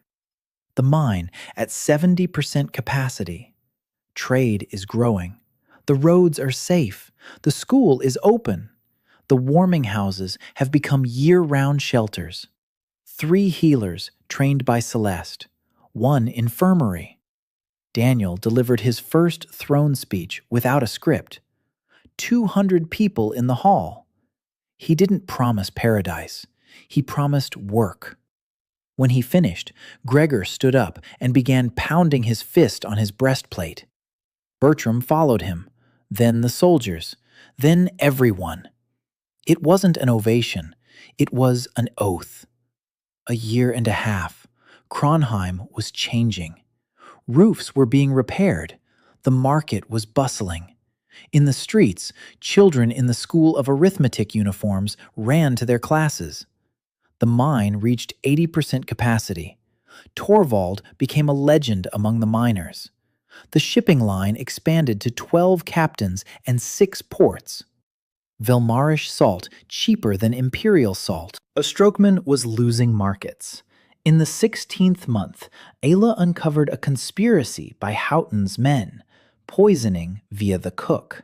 Daniel insisted on a public trial, the first in Valmarsh's history where the accused was given a chance to speak. The verdict: not execution, exile to a monastery on the islands. A dead Houghton is a martyr. A living one in a monastery is a nobody. The rumor spread across the continent. A king who does not kill. 2 months later, scholars, artisans, and mages from all over Erin began flocking to the court. Yvonne wrote an encrypted letter to her father. Ayla intercepted it. She showed it to Daniel. Yvonne wrote that this man considers her intelligent and that she is not leaving. Daniel ordered Ayla to stop intercepting her letters. Trust cannot be built on surveillance. The 20th month. In the palace basement, behind a sealed door, Daniel found a diary. 300 years old, leather-bound. Author, Aoi Mitsuko. A woman from Edo period Japan, the 3rd chosen one. She ruled Valmarsh for 40 years, built a port, founded a mine, wrote the first laws, and recorded everything, every fear, every sleepless night. The last entry. Day 14,600. A gift. A blank scroll. An inscription. Write the rest yourself. Beneath it, a single line. I never made up my mind. Daniel read and recognized himself. 6 chosen ones before him. 3 went mad. 2 left. 1 didn't choose. 1 perished. He is the 7th. 2 years. After the failure of military pressure, Ostrocommon switched to an embargo. Revenues fell by 30%. Daniel rerouted trade through southern routes and lowered the price of salt below the imperial rate. Madness. But volumes were growing. Customers were switching from Ostrocommon. The empire was losing money. Grand Duke Cassian proposed a meeting. Everyone advised him to refuse. Daniel agreed. A castle on the border. Dinner at 4 o'clock. Cassian turned out not to be a villain. Intelligent, subtle, respectful of his opponent. He said he was impressed. But a debt is a debt. Daniel placed a folder on the table. A full recalculation of Sori. The actual debt isn't 200,000, 63. And the Empire's losses from the conflict over 2 years, 190,000. More than the entire debt, Daniel said quietly. It's more profitable to let us go. Cassian laughed, respectfully. He said it was the first time he'd seen a negotiator with an accounting ledger. A month later, Sharpstone accepted the terms, 75,000 over 7 years. Daniel agreed. 12,000 in overpayment is the price of peace. The day the trade union with Halegrave. The throne room is full, 300 people, ambassadors from the 4 kingdoms, and all his people.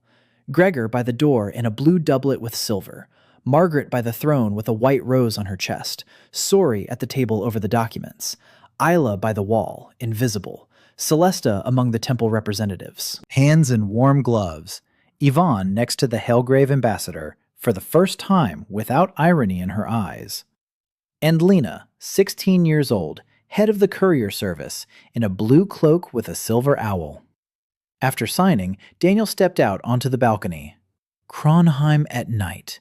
Lights in the windows of its schools and infirmaries and warm homes. Midnight. The panel. Day 730. A gift. An empty scroll. The inscription appeared in gold ink. Write the rest yourself, just like with Aoi. 300 years between them. One question, to stay or to leave. He thought of Seattle, of his mother, of a life that no longer exists. Then of Kronheim, of the girl with the flatbreads who became head of the couriers, of the treasurer who bites her pen, of the old woman who wept over white roses, of the princess who stayed. Then he took out a quill, an old one, worn down, the one Sori used to write her first books, the one Lena used to write her name for the first time. And he wrote a single line. Meeting tomorrow at 8. Agenda. Spring planting campaign. He rolled up the scroll. He walked back into the hall. Margaret asked quietly if everything was all right. He nodded, said he was home, walked past Gregor, past Sori with her smile that took his breath away, past Lena, who handed him a cup of tea. He sat down in his office. He took out a blank sheet of paper. He began to write a plan.